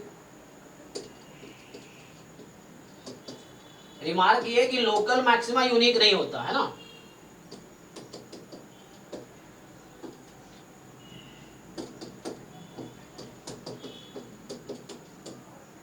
मतलब एक फंक्शन के पास 10 ऐसे 10 पॉइंट्स हो सकते हैं जहां पे लोकल मैक्सिमा एग्जिस्ट कर रहा हो, या 10 डिफरेंट लोकल मैक्सिमम वैल्यूज मिल सकती है, क्योंकि वो पूरे नेबरहुड में आप बात कर रहे हो एक्चुअली। तो ये जैसे एग्जांपल के लिए मैं अगर आपको समझाऊं इसी चीज को एग्जांपल से, तो समझिए जैसे क्या होगा कि कोई फंक्शन आपने बनाया रफली दिस, मान लो ऐसा है सपोज, सो है ना, ये ओरिजिन है, मैं एग्जांपल के लिए बता रहा हूं, ओरिजिन है और ये x axis, so this is your x axis, अभी ऐसे रखते हैं और कहीं पे भी है, मान लो इधर ही है, और ये वाई एक्सिस है। सो व्हाट यू सी, एक एग्जांपल के लिए ऐसा फंक्शन ड्रॉ कर लिया। तो जैसे इस पॉइंट को आप देखो, let's say this is C1, आप इस पॉइंट को देखो, रफली मैं ड्रॉ किया हूं तो आगे पीछे हो सकता है। लेट्स से ये पॉइंट C2 है और यहाँ पे देखिए आप C3 है। सो ये जो C1 C2 C3 है ना, इसको क्या बोलेंगे? So C1, C2 and C3 are point of local maxima। ठीक है जी, क्यों? क्योंकि ये अपने आसपास वाले पॉइंट के कंपैरिजन में सबसे हाईएस्ट वैल्यू कंटेन कर रहा है, अपने आसपास वाले पॉइंट के कंपैरिजन में। ये जो इसके आसपास के पॉइंट्स हैं, अपने आसपास के पॉइंट जो उसके नेबरहुड है, अपने नेबरहुड के रेस्पेक्ट में इसके पास जो वैल्यू है वो हाईएस्ट है। C1 C2 C3 के करस्पॉन्डिंग जो फंक्शन की वैल्यू है वो हाईएस्ट है, तो इसलिए ये लोकल मैक्सिमा होगा, है ना। ये बोल सकते हो एंड ना यहाँ पे, सो इसलिए and f of C1, f of C2 and f of C3 are local maximum value of f, और इसको बोलते हैं लोकल मैक्सिमम वैल्यू है फंक्शन की।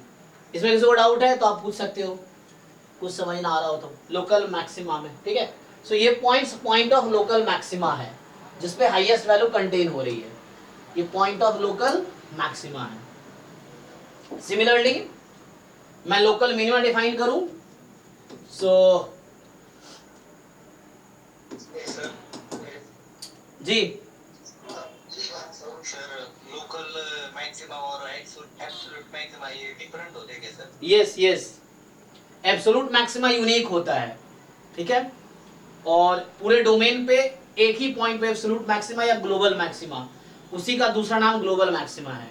सो एब्सोल्यूट मैक्सिमा या ग्लोबल मैक्सिमा सेम वर्ड है, दोनों का मीनिंग सेम है, तो ये यूनिक होते हैं, ठीक है। मतलब एक फंक्शन के पास एक ही ग्लोबल मैक्सिमा होगा या एक ही एब्सोल्यूट मैक्सिमा होगा, बट अ फंक्शन में हैव मेनी लोकल मैक्सिमा, ठीक है। सो पूरे डोमेन पे जिस पॉइंट पे मैक्सिमम वैल्यू अटेन कर रहा है तो वो ग्लोबल मैक्सिमा है, वो आगे लिखाऊंगा मैं। जिस ग्लोबल या absolute, they are same thing, absolute maxima. So different है, लोकल मैक्सिमा और global maxima are two different thing. तो मैं लोकल की बात कर रहा हूं, अभी ग्लोबल की बात करूंगा आगे। सो ठीक है, तो अभी मैं क्या डिफाइन कर रहा हूं, पॉइंट ऑफ लोकल मिनिमा, या मैं डिफाइन करूंगा local minimum value of function. ठीक है, सो ये हमारे पास है पॉइंट ऑफ लोकल मिनिमा या local minimum value of function. तो सिमिलर होगा कि f कोई फंक्शन है, डोमेन से R में है, कोई पॉइंट है, जैसे मैंने C लिया था, यहाँ C बात बोल दो, मान लो कोई पॉइंट है, सो अ नंबर, मान लो A बोल दिया मैंने, चलो A जो कि डोमेन में है, this is point of local minima, और you can say FA is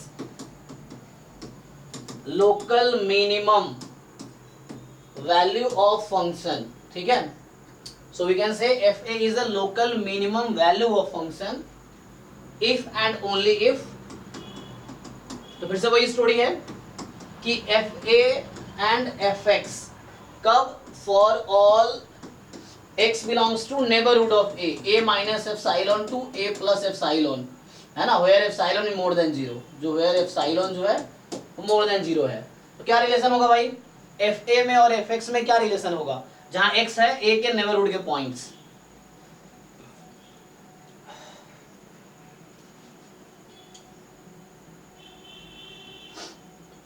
बताओ भाई कोई भी, FA और FX में क्या रिलेशन है, ठीक है ना, तो यहाँ लेस देन इक्वल टू का, ठीक है, सिंपल है कि लोकल मिनिमा है तो इसकी वैल्यू fx से कम होगी, है ना, तो fx is less than, fa is less than equal to fx for all x belongs to this. तो इस तरह से जो fa की वैल्यू fx से कम होगी, जहां x a के नेबरहुड में है, वही a के नेबरहुड में है, तो ये a है तो ये a का नेबरहुड है, तो अपने नेबरहुड के पॉइंट के रिस्पेक्ट में लोकल है ना, लोकल है ना, तुम्हारे यहाँ कोई लोकल होते हैं, लोकल लोग है, तो आसपास के हैं, इस तरीके से।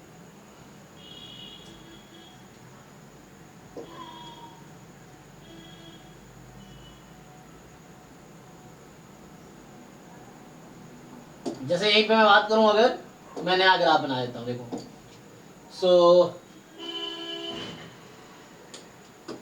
है ना, रफली समझाने के लिए मैं इस तरह ग्राफ बना रहा हूँ। सो मान लो इस तरह से है, मान लो इस तरह सपोज है, फंक्शन है कोई मेरा, तो अब क्या है कि जस्ट आपको देखना है, तो एक पॉइंट यहाँ देखो, सो लेट्स से इसका A1 नाम दे दो, यहाँ पे दूसरा पॉइंट देखो, इसका A2 नाम दे दो, इधर देखो ये A3 है, ठीक है, इस तरीके से। अब यहाँ क्या हो रहा है इन पॉइंट्स पे, इसके अगर नेबरहुड के रेस्पेक्ट में तुम बात करोगे तो इस पे वैल्यू मिनिमम है ना, ये वैल्यू मिनिमम होगी, इसके नेबरहुड के पॉइंट के रेस्पेक्ट में बात करो, सो ये क्या होगा, मिनिमम वैल्यू अटेन कर रही है। सिमिलरली यहाँ भी है, इसके नेबरहुड के पॉइंट के रेस्पेक्ट में बात करोगे तो इसमें मिनिमम वैल्यू अटेन कर रही है। तो वैसा पॉइंट जो अपने नेबरहुड के पॉइंट के रेस्पेक्ट में मिनिमम वैल्यू अटेन करे, so that point is point of local minima and the value corresponding to that point is called local minimum value of function. So यहाँ पे क्या होगा, सो आपके पास यहाँ पे आएगा कि like A1, A2, A3, these are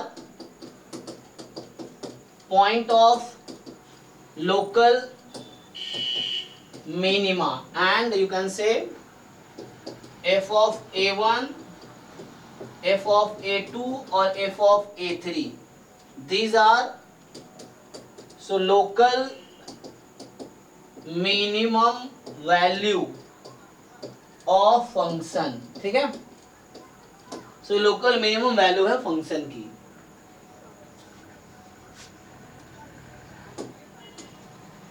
ठीक है, सो ये हो गया। आइए कुछ क्वेश्चन ट्राई कीजिए आप लोग, तो एक क्वेश्चन लिखो। सो द क्वेश्चन इज, ये क्वेश्चन भी दिया था तुम्हारे पास भी, जो क्वेश्चन देख रहे थे, fx है x into x minus 1 x minus 2, इस तरह से ये फंक्शन है। अगर इसी में पूछ रहे तुमसे कि तो बताना है the set of points of local minima क्या होगा? तो बताना किस किस पॉइंट पे लोकल मिनिमा एग्जिस्ट कर रही है। The set of points of local maxima, बताओ जरा क्या होगा? Set of value of local minimum values, set of local maximum values. Try करके बताओ मुझे क्या आंसर होगा।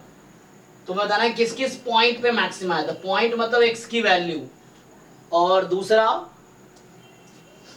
तुम्हें लगता है इससे पहले तुम्हें समझाना पड़ेगा कि ये पॉइंट निकलेंगे कैसे। अभी तो मैंने ये बताया ही नहीं कि how will you decide this point. तो ग्राफ से तुम्हें दिख रहा है ना, लेकिन जिस फंक्शन का ग्राफ नहीं बना पाएंगे तो हम कैसे डिसाइड करेंगे कौन सा पॉइंट है। तो आप इन पॉइंट्स के बारे में देखो। इन पॉइंट की एक खासियत ये है कि इस पॉइंट पे अगर आप टैंजेंट ड्रॉ करोगे तो वो क्या होगी? क्या होगी जी? स्लोप जीरो होगी, है ना। So if you draw tangent corresponding to that point, जो भी point of local maxima local minima है, तो वो हमेशा क्या हो रहा है यहाँ पे एक्स एक्सिस के पैरेलल है। स्लोप एक्चुअली इसका वो है। यहाँ भी देखोगे अगर तुम, यहाँ भी ये जो भी पॉइंट था, अगर इस पे तुम टैंजेंट ड्रॉ करो, अगर तुम इस पे टैंजेंट ड्रॉ करो, सो यू विल फाइंड कि वो टैंजेंट एक्स एक्सिस के पैरेलल है। तो मुझे पहले बताना पड़ेगा, है ना, कि what is definition of critical point. So चलो क्रिटिकल पॉइंट डिफाइन कर देता हूं। Critical point of a function. So what is critical point of a function? कोई डिफाइन करो।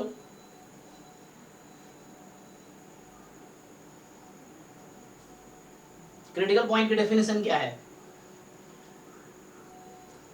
सर जिस पॉइंट पे फंक्शन डिफरेंशिएबल नहीं होता है या फिर उसका डेरिवेटिव फंक्शन का 0 इज इक्वल टू 0 पुट करें तो x की वैल्यू। हाँ, सो ये होगा कि मान लो कोई फंक्शन है f d2r, ठीक है, d for domain. So function domain से r में है, कोडोमेन r है। सो the value of x at which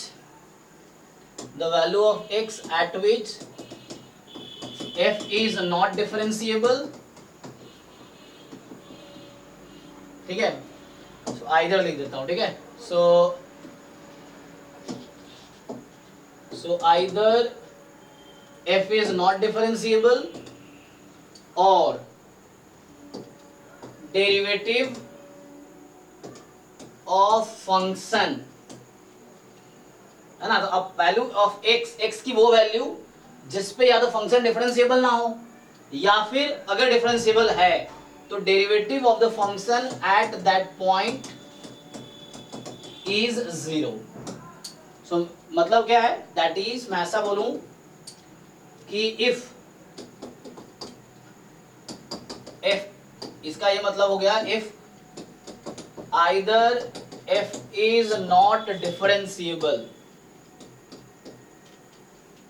at x is equal to c और f dash c is equal to 0, या तो फंक्शन उस पॉइंट पर डिफरेंशिएबल ही नहीं है, या डिफरेंशिएबल है तो डेरिवेटिव 0 है, तो उस पॉइंट को हम बोलेंगे देन पॉइंट जो हमारा c है, x की वैल्यू c है, c is called critical point, या x is equal to c बोल दो, है ना। This is called critical point. Critical point of function f। So ये डेफिनेशन हो गया क्रिटिकल पॉइंट। एग्जांपल के लिए fx बराबर mod x है, तो बताओ mod x का क्रिटिकल पॉइंट क्या है? 0, है ना। सो जो mod x है वो डिफरेंशिएबल नहीं है 0 पे, इसलिए 0 इसका क्रिटिकल पॉइंट है, इसका डेरिवेटिव एग्जिस्ट ही नहीं करेगा 0 पे। So this function is not differentiable eight 0। तो ये नहीं तुम f dash x निकालो 0 पुट कर दो, f dash x कैसे फाइंड करोगे यहाँ पे? और f dash x कभी 0 नहीं होगा, क्योंकि बाकी नॉन जीरो पॉइंट पे डेरिवेटिव या तो पॉजिटिव है या नेगेटिव है, और 0 पे डेरिवेटिव एग्जिस्ट नहीं कर रही है। तो इसका मतलब दिस हैज क्रिटिकल पॉइंट 0, इसके पास जो क्रिटिकल पॉइंट है वो 0 है mod x के पास। क्यों? क्योंकि mod x डिफरेंशिएबल नहीं है 0 पे। दूसरा, एंड अगर मैं fx बराबर x स्क्वायर ले लूं तो इसका क्रिटिकल पॉइंट क्या है?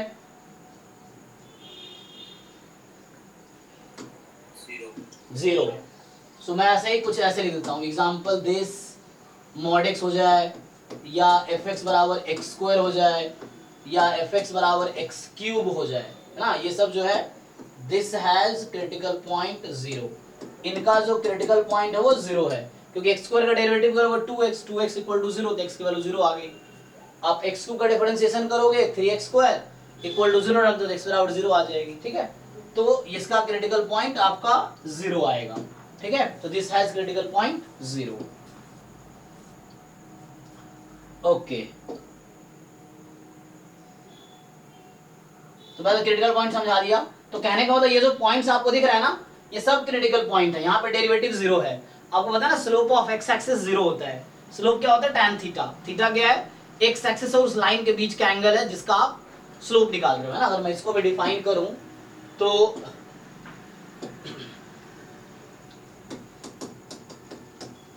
Slope of line, so how do you define slope of a line? किसी लाइन का स्लोप को कैसे डिफाइन करते हो तुम?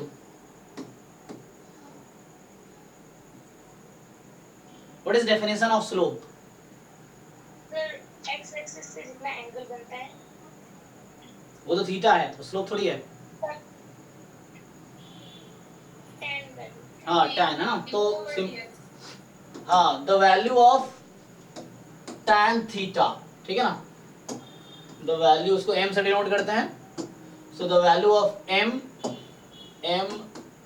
जिसका मतलब है tan theta, value of m जो कि है tan थीटा, है ना। The value of m which is equal to tan theta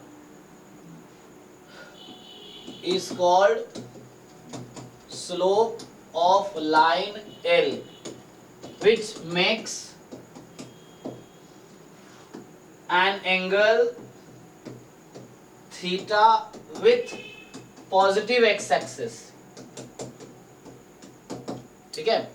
तो जो पॉजिटिव एक्स एक्सिस है ना, ये जैसे ये नहीं ले सकते हम कि इसको थीटा ले लिया और tan थीटा लगा दिया तो गलत हो जाएगा, या नेगेटिव एक्स के साथ एंगल ले लिया तुमने, तो पॉजिटिव एक्स के साथ जो एंगल बना रहा होगा उस पे tan थीटा लगाना है। सो m इज tan थीटा, तो ये स्लोप है tan थीटा। अब यहाँ पे जो थ्योरम होता है जनरली, है ना, सो आप बोलते हैं स्लोप ऑफ टेंजेंट, है ना। So slope of tangent to a function या to a curve y is equal to fx। y is कोई कर्व है, ठीक है ना। तो slope of tangent to the curve this at point, कोई पॉइंट ले लो, मान लो x0, y0 इज, तो उसको आप क्या बोलते हो? dy अपॉन dx फाइंड कर दो, या f डैश x फाइंड करो इस पॉइंट पे x0 y0 पे, है ना, या जैसे है ना f डैश x0, तो ये आपका क्या आ जाएगा? स्लोप ऑफ टेंजेंट आ जाएगा, स्लोप ऑफ टेंजेंट। तो सिंपली किसी, है ना, टेंजेंट का स्लोप निकालना आप क्या करोगे? dy अपॉन dx फाइंड करते हो, और उसमें जो भी जिस पॉइंट पे स्लोप निकाल रहे हो, तो xy की जगह वो पॉइंट पुट करो, तो वो स्लोप ऑफ टेंजेंट आ जाएगी उस कर्व की। जैसे यहाँ पे क्या है, आप जब dy अपॉन dx को 0 पुट करते हो, मैंने कहा क्रिटिकल पॉइंट पे क्या करोगे? f डैश x 0 पुट करोगे, तो f डैश x 0 क्यों पुट कर रहे हो? 0 x एक्सिस का स्लोप है, और x एक्सिस और ये जो टेंजेंट होगा इसका स्लोप इक्वल होगा, तो हम वही पॉइंट्स ढूंढ रहे हैं जहां पे स्लोप 0 हो जाए, मतलब जिसका टेंजेंट x एक्सिस के पैरेलल हो जाए, तो वो पॉइंट्स ढूंढ रहे हैं हम। तो उसी पॉइंट पे मैक्सिमा या मिनिमा एग्जिस्ट करेगी। तो अभी, है ना, एक और अगर रिमार्क लिखा हूं, इससे पहले मैं एक और रिमार्क लिखा देता हूं या थ्योरम लिखा देता हूं कि देखो, अगर किसी फंक्शन में मैक्सिमा मिनिमा जिस पॉइंट पे एग्जिस्ट कर रहा है, so if a function attains maximum और मिनिमम वैल्यू, मैक्सिमम और मिनिमम वैल्यू, चाहे लोकल हो या ग्लोबल हो, है ना। So if a function attains maximum और minimum value at a point, ठीक है, सी, है ना। तो इसको मैं थोड़ा सा डिफाइन करना पड़ेगा ठीक से। सो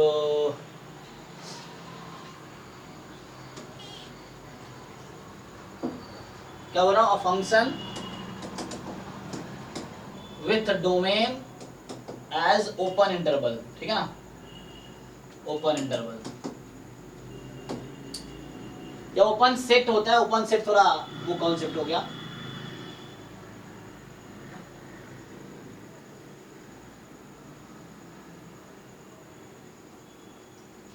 और आर मतलब पूरा आर उसका डोमेन है। सो विच अटेन्स मैक्सिमम और minimum value at a point c, मतलब किसी पॉइंट पे एग्जिस्ट मतलब अटेन कर रहा है सी पे। अब देखो क्या लिखा मैंने कि कोई फंक्शन है जिसका डोमेन ओपन इंटरवल है या पूरा रियल नंबर है, वो अटेन करते हैं maximum minimum value at a point, मान लो x is equal to C. Then what can you say about point C? Point C क्या होगा? then so then x is equal to c is a critical point actually, ये critical point ही होगा। मतलब अगर किसी point पे maximum या minimum value exist करती है, ओपन इंटरवल उसका कोड मतलब एंड पॉइंट को नहीं होना चाहिए, सो उस केस में उस पॉइंट क्रिटिकल पॉइंट ही होगा। बट इसका कन्वर्स ट्रू है क्या? अगर कोई पॉइंट क्रिटिकल पॉइंट है तो क्या जरूरी है कि उस पर मैक्सिमम या मिनिमम एग्जिस्ट करेगी ही?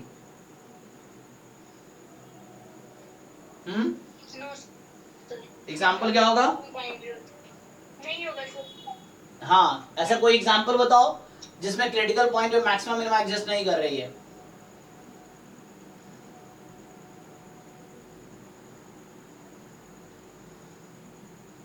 सो वो रिमार्क ये है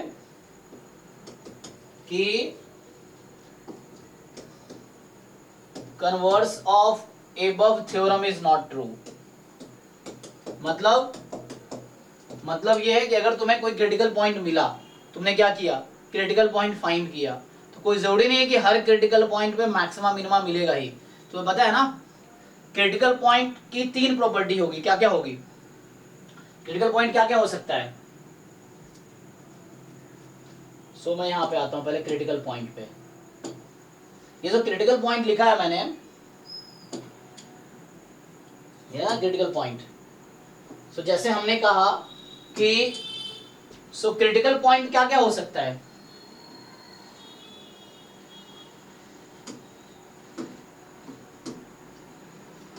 सो अ क्रिटिकल पॉइंट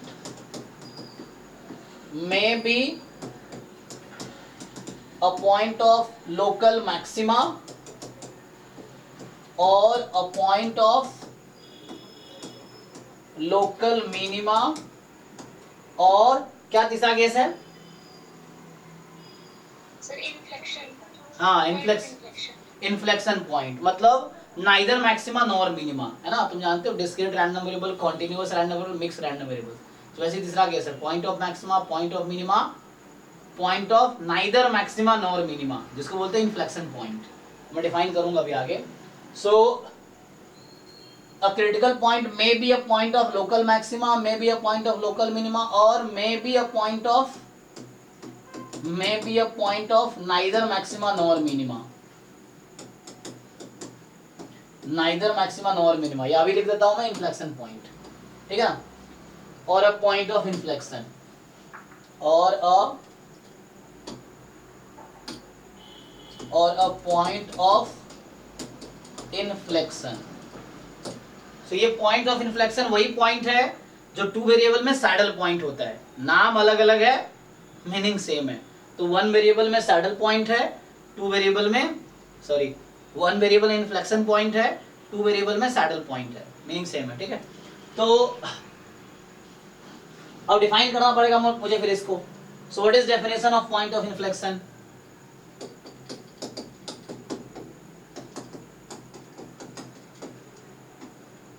बताओ भाई, कोई भी पॉइंट ऑफ इन्फ्लेक्शन को कैसे डिफाइन करोगे? कोई भी ट्राई करो पहले।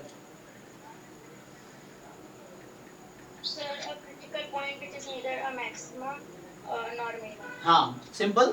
तो एक क्रिटिकल पॉइंट जहाँ पे मैक्सिमम मिनिमम कुछ ना मिले, जरूरी नहीं मिलेगा ही, तो नहीं मिलेगा तो वो हमारे पास है। So a critical point at which neither maxima nor minima exist,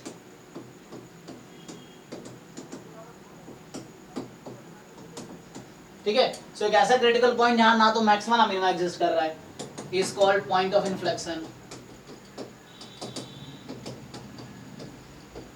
अगर तुम बुक में देखोगे तो वो थोड़ा ऐसा लिखता है कि a point in domain of function at which concavity of the function changes, concavity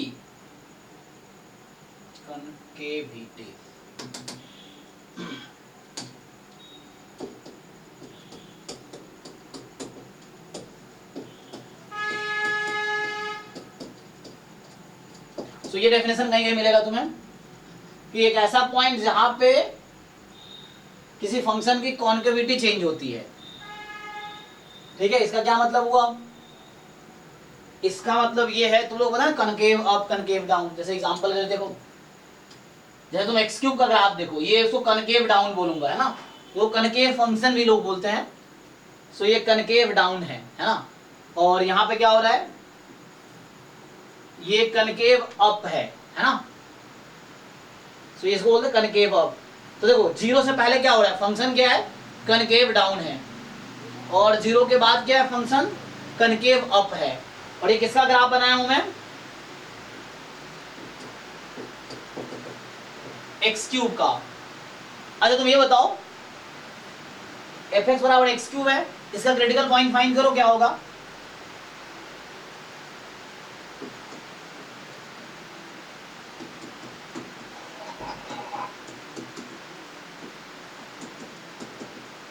ये कनकेव डाउन है और ये कनकेव अप हो गया। सो जीरो इसका पॉइंट ऐसा है जहां पे ये अपनी कनकेविटी चेंज कर रही है। अगर तुम इसका क्रिटिकल पॉइंट निकालोगे, तुम एफ डैश एक्स निकालो और जीरो पुट कर दो, तो एक्स की वैल्यू क्या आई, जीरो। अब तुम चेक करो ये फंक्शन जीरो पे मैक्सिमम होगी क्या, क्या जीरो पे मैक्सिमम एग्जिस्ट कर रहा है, या जीरो पे मिनिमम है क्या, नहीं। और इस पे ना तो मैक्सिमा एग्जिस्ट कर रहा है ना मिनिमा एग्जिस्ट कर रहा है। x बराबर जीरो एक क्रिटिकल पॉइंट है फंक्शन एक्स क्यूब की, जिसमें ना तो मैक्सिमा एग्जिस्ट कर रहा है ना मिनिमा एग्जिस्ट कर रहा है। सो this is point of inflection. कैसे, आपको कैसे पता चला, आपको देख लो ना, मैक्सिमम वैल्यू अगर होती तो अपने आसपास के पॉइंट के रेस्पेक्ट में इसकी हाईएस्ट वैल्यू होती, मिनिमम होती तो आसपास के पॉइंट में मिनिमम होती। देखो कोई तुम पॉजिटिव ले लो, 0.2 ले लो, तो 0.2 पे ज्यादा वैल्यू अटेन करेगी एक्स क्यूब दैन जीरो, तो पॉइंट ऑफ मैक्सिमा नहीं हो सकती। तो माइनस 0.2 ले लो एक्स की वैल्यू, तो उसके रेस्पेक्ट में जो वैल्यू कम है, तो इसके नेबरहुड में कुछ ऐसे पॉइंट है जहाँ पे जीरो के कंपेरिजन में कम वैल्यू अटेन कर रहा है, कुछ ऐसे पॉइंट है जो जीरो के कंपेरिजन ज्यादा वैल्यू अटेन कर रहा है, मतलब जीरो पे ना तो मैक्सिमा ना मिनिमा है। दूसरा तरीका डिसाइड करने का भी लिखेंगे, first derivative test, second derivative test, है ना, वो टेस्ट है, जैसे सीक्वेंस सीरीज में टेस्ट था ना कन्वर्जेंस का, तो हमारे पास फिर से टेस्ट आएगा, वो टेस्ट है, मतलब उतना कॉम्प्लिकेटेड नहीं, यहाँ पे बस एक एल्गोरिथम है। So how to calculate maxima और मिनिमा, है ना, हाउ टू डिसाइड किस पॉइंट पे मैक्सिमा है, किस पे मिनिमा है, और कौन सा पॉइंट इन्फ्लेक्शन पॉइंट है। तो इसके लिए फर्स्ट डेरिवेटिव टेस्ट आएगा, सेकेंड डेरिवेटिव टेस्ट भी है, वो डिसाइड करता है कि हाउ टू कैलकुलेट मैक्सिमा और minimum value of the function, specially local maxima local minima. अभी किसी भी वर्ड में आपको कोई तकलीफ है, समझ नहीं आ रहा है, तो आप पूछ सकते हो कि, है ना, कोई मतलब टर्म समझ नहीं आ रहा है या कुछ है ना कंफ्यूजन है, तो आप पूछ सकते हो, ठीक है सर। जी। सर वो ग्राफ बताइए ना, वो कॉनकेव और कॉन्वेक्स कैसे। तो पहले ये टर्म समझना पड़ेगा, कनकेव अप कनकेव डाउन क्या होता है।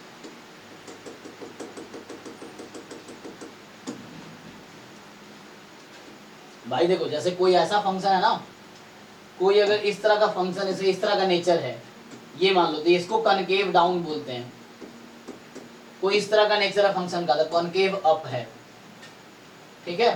तो ये चीज है, तो इसको कॉन्वेक्स फंक्शन भी बोलते हैं ना, इसी का नाम कॉन्वेक्स फंक्शन भी है, इसी को हम कॉन्वेक्स फंक्शन भी बोलते हैं। ये कनकेव डाउन है, तो कुछ जगह इसको लोग कनकेव फंक्शन भी बोलते हैं डेफिनेशन में, ठीक है ना। तो कनकेव फंक्शन भी बोला जाता है। तो इस तरह का नेचर है। एक्स क्यू में क्या हो रहा है, जीरो से पहले यही नेचर है ना, ये तुम्हें दिख रहा है कि नहीं, इस तरह का नेचर है ना भाई, ठीक है ये। और इसके बाद क्या हो रहा है, इस तरह का नेचर है। ग्राफ बना के देखो, ये एफ एक्स बराबर एक्स क्यूब का ग्राफ है। तो यहाँ पे कनकेव डाउन था, अब कनकेव अप हो गया, तो अपना नेचर चेंज कर लिया इसने। ये कनकेव डाउन था, ये इस तरह का शेप में था, अब इस तरह का शेप में चला गया, तो इसलिए जीरो यहाँ इन्फ्लेक्शन पॉइंट है।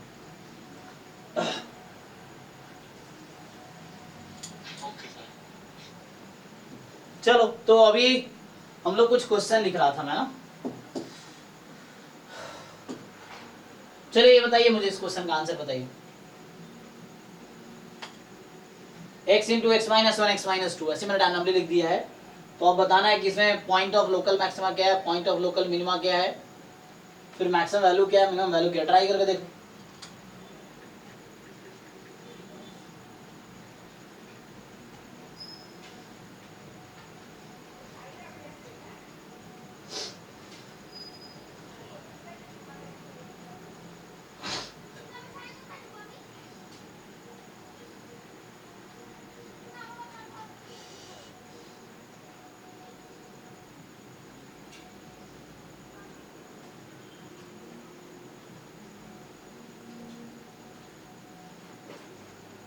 पर लोकल मिनिमा एट 3/2 3/2, अच्छा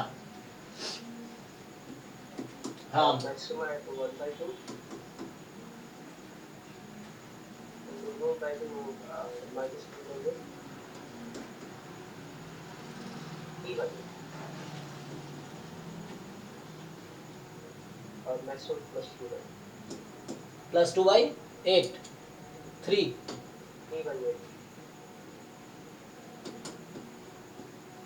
+3/8, ओके। बाकी लोग एग्री करते हैं इस पे, देख लो, और नहीं तो बताओ, फिर मैं सॉल्व करूं।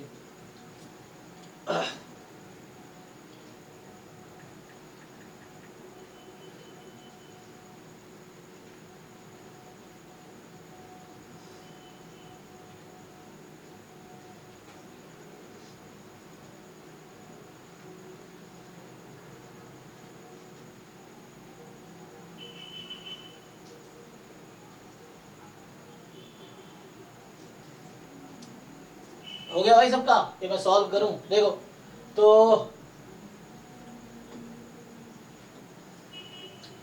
The function you have, better है तुम उसको मल्टीप्लाई कर दो। तो क्या आएगा, X cube minus 3x square plus 2x, ठीक है। तो ये आ गया तुम्हारे पास X cube minus 3x square plus 2x। तुम एफ डैश एक्स निकाल लो, 3x square minus 6x plus 2। अब इसको फैक्टराइज भी कर सकते हो तुम चाहो तो, ये फैक्टराइज हो जाएगा इजीली, देख लो। तो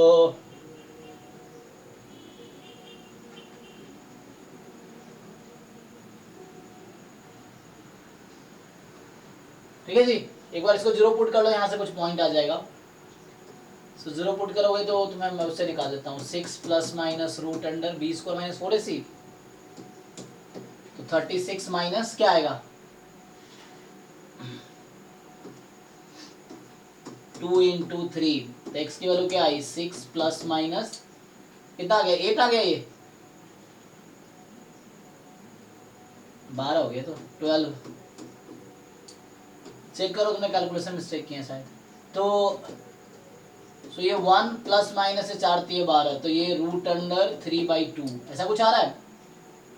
सो x की 2 वैल्यूज आ रही हैं, चेक करो।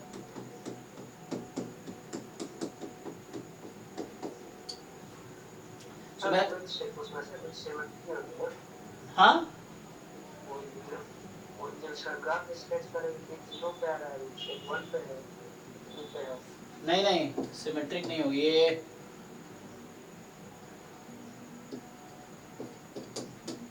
ये तो ठीक है। नहीं वैसा जरूरी नहीं है तुम जो सोच रहे हो, ये वैसा जरूरी नहीं है कि ऐसा इक्वल रहेगा, ऐसा जरूरी नहीं है। वो लेंथ ज्यादा कम होगी, तुम्हें देखना पड़ेगा, लेंथ अलग अलग होगी। तुम रख के देखो वैल्यू, ऐसा नहीं होगा।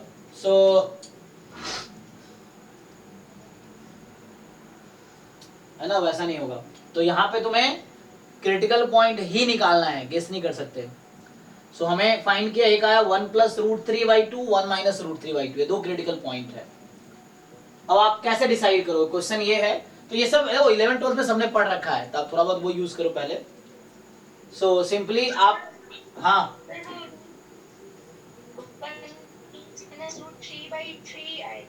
अच्छा 3 आएगा, ओके मिनट, हाँ हाँ हाँ √12 क्या था, 4 3 12 है ना, तो 2 बार आया तो 3 6। अच्छा तो ये हमारे पास आ गया √3/2 3 6 3। 1 + √3/3, 1 - √3/3, ठीक है। मतलब 1 + 1/√3 बोल सकते हैं, 1 - 1/√3 बोल सकते हैं। अब आप क्या करोगे यहाँ पे, है ना, इसमें क्या करना है आपको कि जस्ट फाइंड कर लो वैल्यू फंक्शन की। दो ही क्रिटिकल पॉइंट है ना, और कोई क्रिटिकल पॉइंट तो है नहीं, तो एक पे मैक्सिमा आ रही हो, एक पे मिनिमा आ रही होगी।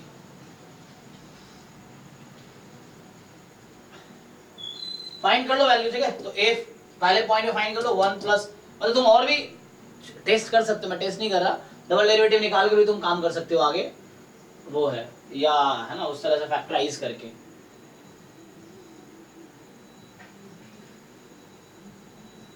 तो f निकालो, 1 + √3/3 पे क्या आएगी, और f 1 - √3/3 पे क्या आएगी। तो ये आप चेक कर सकते हो। तो यहाँ रखोगे तो 1 + मैं ऐसे कर देता हूँ, 1/√3 कर देता हूँ, x ये हो गया, 1 घटा दोगे तो √3/3 मतलब 1/√3, सो 1/√3 रहेगा। मतलब कंफ्यूजन क्रिएट नहीं करता हूँ।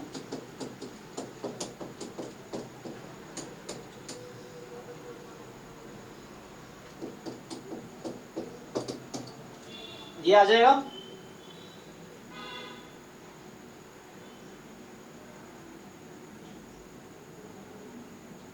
सिंप्लीफाई कर दो इसको, तो ये तुम्हारा माइनस में ही कर दो, ये ना 1/√3 क्या होगा, 1 से कम ही रहेगा ना, -2/3।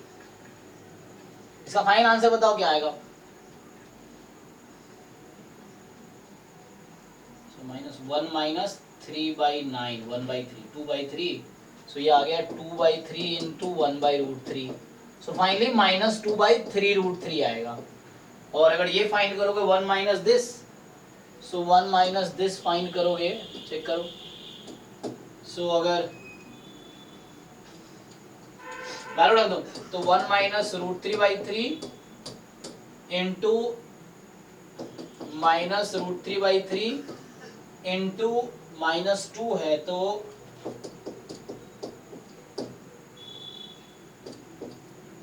ये आएगा, चेक कर लीजिए। तो यहाँ माइनस कॉमन लोगे, माइनस माइनस प्लस हो जाएगा, तो 1 + √3/3 1 - 3, सो यहाँ यही प्लस में आ जाएगा आई थिंक, 2/3√3 चेक कर लो। तो -2/3√3, 2/3√3, एक आया किस पे मिनिमम है, 1+, सो 1 + √3/3 या 1/√3, 1 - √3/3। इसमें किसी को डाउट हो तो आप पूछो मुझसे, इसमें किसी को कुछ कंफ्यूजन हो।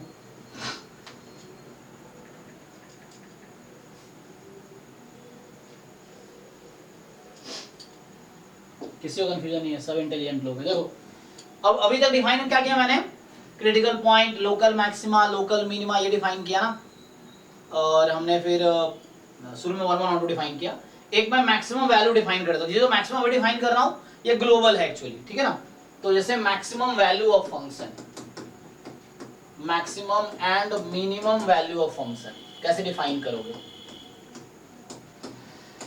सो एक्चुअली ये ग्लोबल की बात हो रही है, यहाँ पे कुछ नहीं है, मतलब ये ग्लोबल मैक्सिमा की बात हो रही है।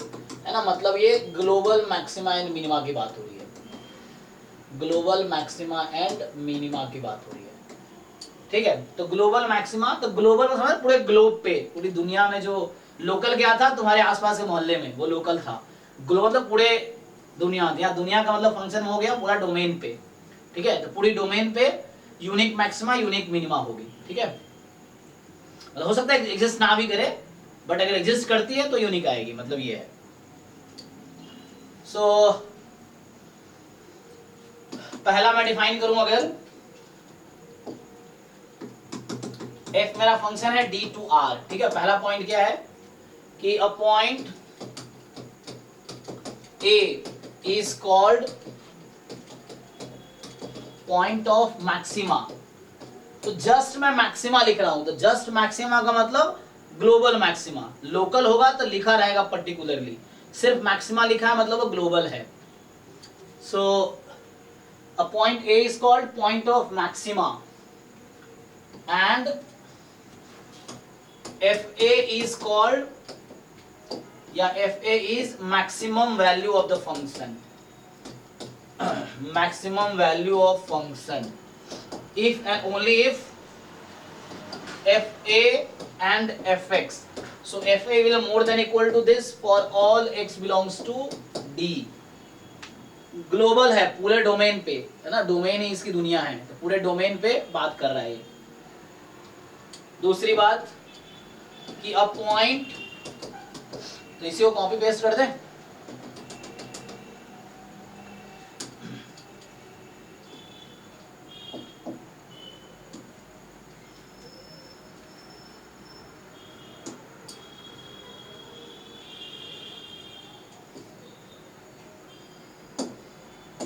ठीक है। तो पॉइंट बी है, मान लो पॉइंट कोई बी है, is called point of minima, ठीक है। So is called a point of minima, so is called point of minima and this is minimum value, so this is less than equal to this. किसी को doubt है इसमें, देख लो। Sir equal to होगा sir, हाँ मतलब unique कैसे रहेगा? कई बार ऐसा रहता है कि दो पॉइंट पे आ जाता है, दोनों हो जाएगा फिर उस केस में। जैसे फॉर एग्जांपल मॉड एक्स ही ले लो, अच्छा तो मॉड एक्स में चलो जीरो पे मिनिमा है तो कोई दिक्कत नहीं है, लेकिन कभी ऐसा हो कि दो पॉइंट ऐसा है जहां सेम ही वैल्यू अटेन करती हो, जैसे मान लो चलो एग्जांपल है साइन एक्स, हाँ तो साइन एक्स में क्या है कि जो पाई बाई टू वही पॉइंट ऑफ मैक्सिमा है, जो और दूसरी वैल्यू जहां पे 1 आ रही होगी, मान लो 2 पाई प्लस पाई बाई 2 ले लो, तो वो भी पॉइंट ऑफ मैक्सिमा होगी एक्चुअली। अच्छा तो जो मैं कह रहा था यूनिक होगा, actually global maximum value unique होगी, पॉइंट मोर देन 1 हो सकता है ना, जो मैक्सिमम वैल्यू है फंक्शन की वो यूनिक होगी, है ना, वैल्यू, बट हो सकता है मोर देन 1 पॉइंट हो जहां पे सेम वैल्यू अटेन कर रहा हो। फॉर एग्जांपल साइन जैसे हो गया, साइन एक्स है, कॉस एक्स है, तो यहाँ पे क्या है कि हो सकता है मोर देन 1 पर, लेकिन जो ग्लोबल मैक्सिमम वैल्यू फंक्शन की है वो यूनिक होगी, ग्लोबल मिनिमम वैल्यू यूनिक होगी अगर एग्जिस्ट करती है तो। लोकल में क्या है कि मोर देन 1 वैल्यू हो सकती है, ग्लोबल वैल्यू है ना, मैं बोल रहा हूँ ग्लोबल वैल्यू यूनिक होगी फंक्शन की, और local value may not be unique, more than 1 हो सकती है।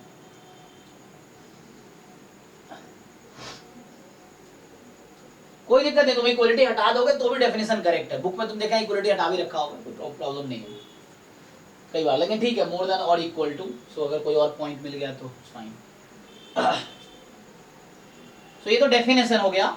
अब क्वेश्चन है how to calculate maximum, next class में करेंगे अब। सो अभी मैंने डिफाइन किए हैं टर्म्स एक्चुअली मेनली, है ना, तो अभी दिखाएंगे, है ना, हमें देखना है कि नेक्स्ट क्लास में बताऊंगा ना क्या एब्सोल्यूट मैक्सिमा क्या है। सो मैक्सिमम क्लोज इंटरवल, तो नेक्स्ट हाउ टू कैलकुलेट, है ना, हाउ टू कैलकुलेट, ये नेक्स्ट क्लास में डिस्कस करेंगे।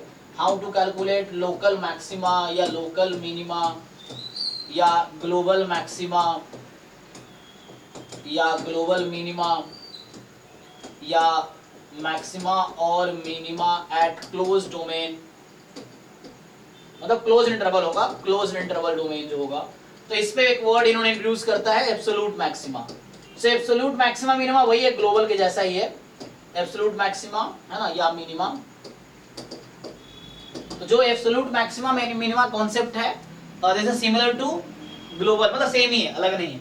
तो absolute maxima minima and global maxima minima same चीज है।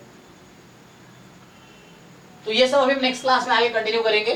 So how to calculate, mainly problem solve करेंगे। अगर अभी मैं तो अभी तो एक क्वेश्चन किया ही मैंने ना। सो अच्छा एक क्वेश्चन और लिखो, जैसे एक फंक्शन है कि x की पावर 2/3 प्लस x, ठीक है, ठीक है। तो बताओ इसमें द क्रिटिकल पॉइंट्स, या क्रिटिकल पॉइंट्स बताओ जरा इसका क्या होगा। Critical points of fx is r, जरा ट्राई करो आप लोग। 0 और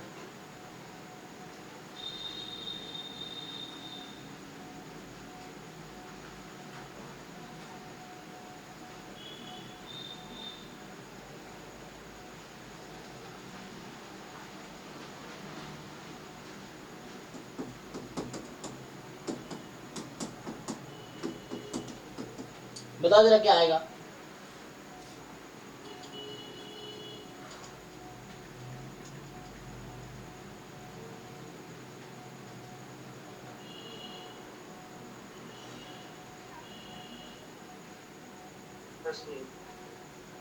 कौन सा?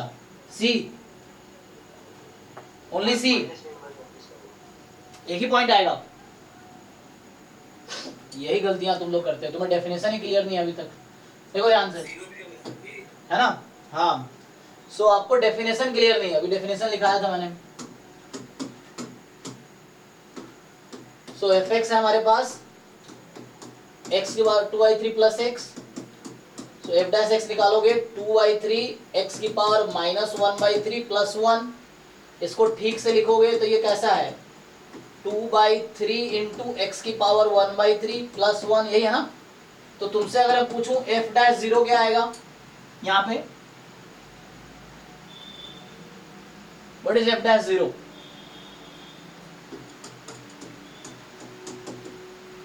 और इसका क्या मतलब है, तो इसका मतलब क्या हुआ कि फंक्शन 0 पे डिफरेंशिएबल नहीं है, ये मतलब है ना। ये जो डेरिवेटिव है 0 पे एग्जिस्ट नहीं करेगी। तो अगर फंक्शन की डेरिवेटिव 0 पे एग्जिस्ट नहीं करेगी तो 0 पे डिफरेंशिएबल नहीं है, और डिफरेंशिएबल है तो 0 भी एक क्रिटिकल पॉइंट है, तो 0 भी एक क्रिटिकल पॉइंट है। तो इसका मतलब x बराबर 0 इज अ क्रिटिकल पॉइंट।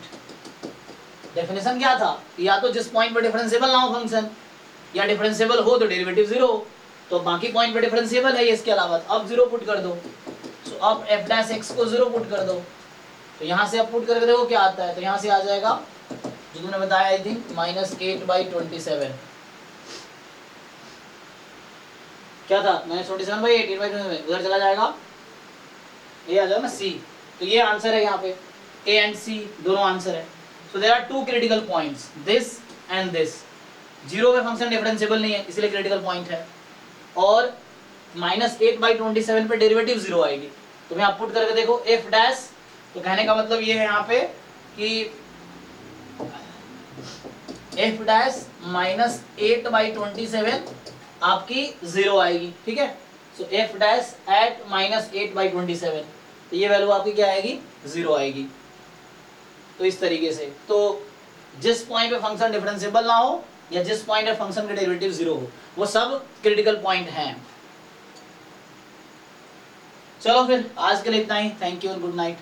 तो नेक्स्ट क्लास में कल का मैं टाइम बताऊंगा, कब है डाउट क्लास, तो दिन में भी होगी, सुबह थोड़ा डिफिकल्ट होगा, मैं दिन में ही रखूंगा, देखता हूँ 2 to 5 टाइप का इस तरह से रखेंगे कुछ, देखते हैं।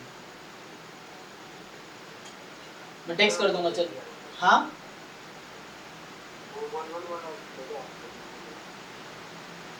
अभी नेक्स्ट बैच स्टार्ट करते हैं, उसमें देखते हैं।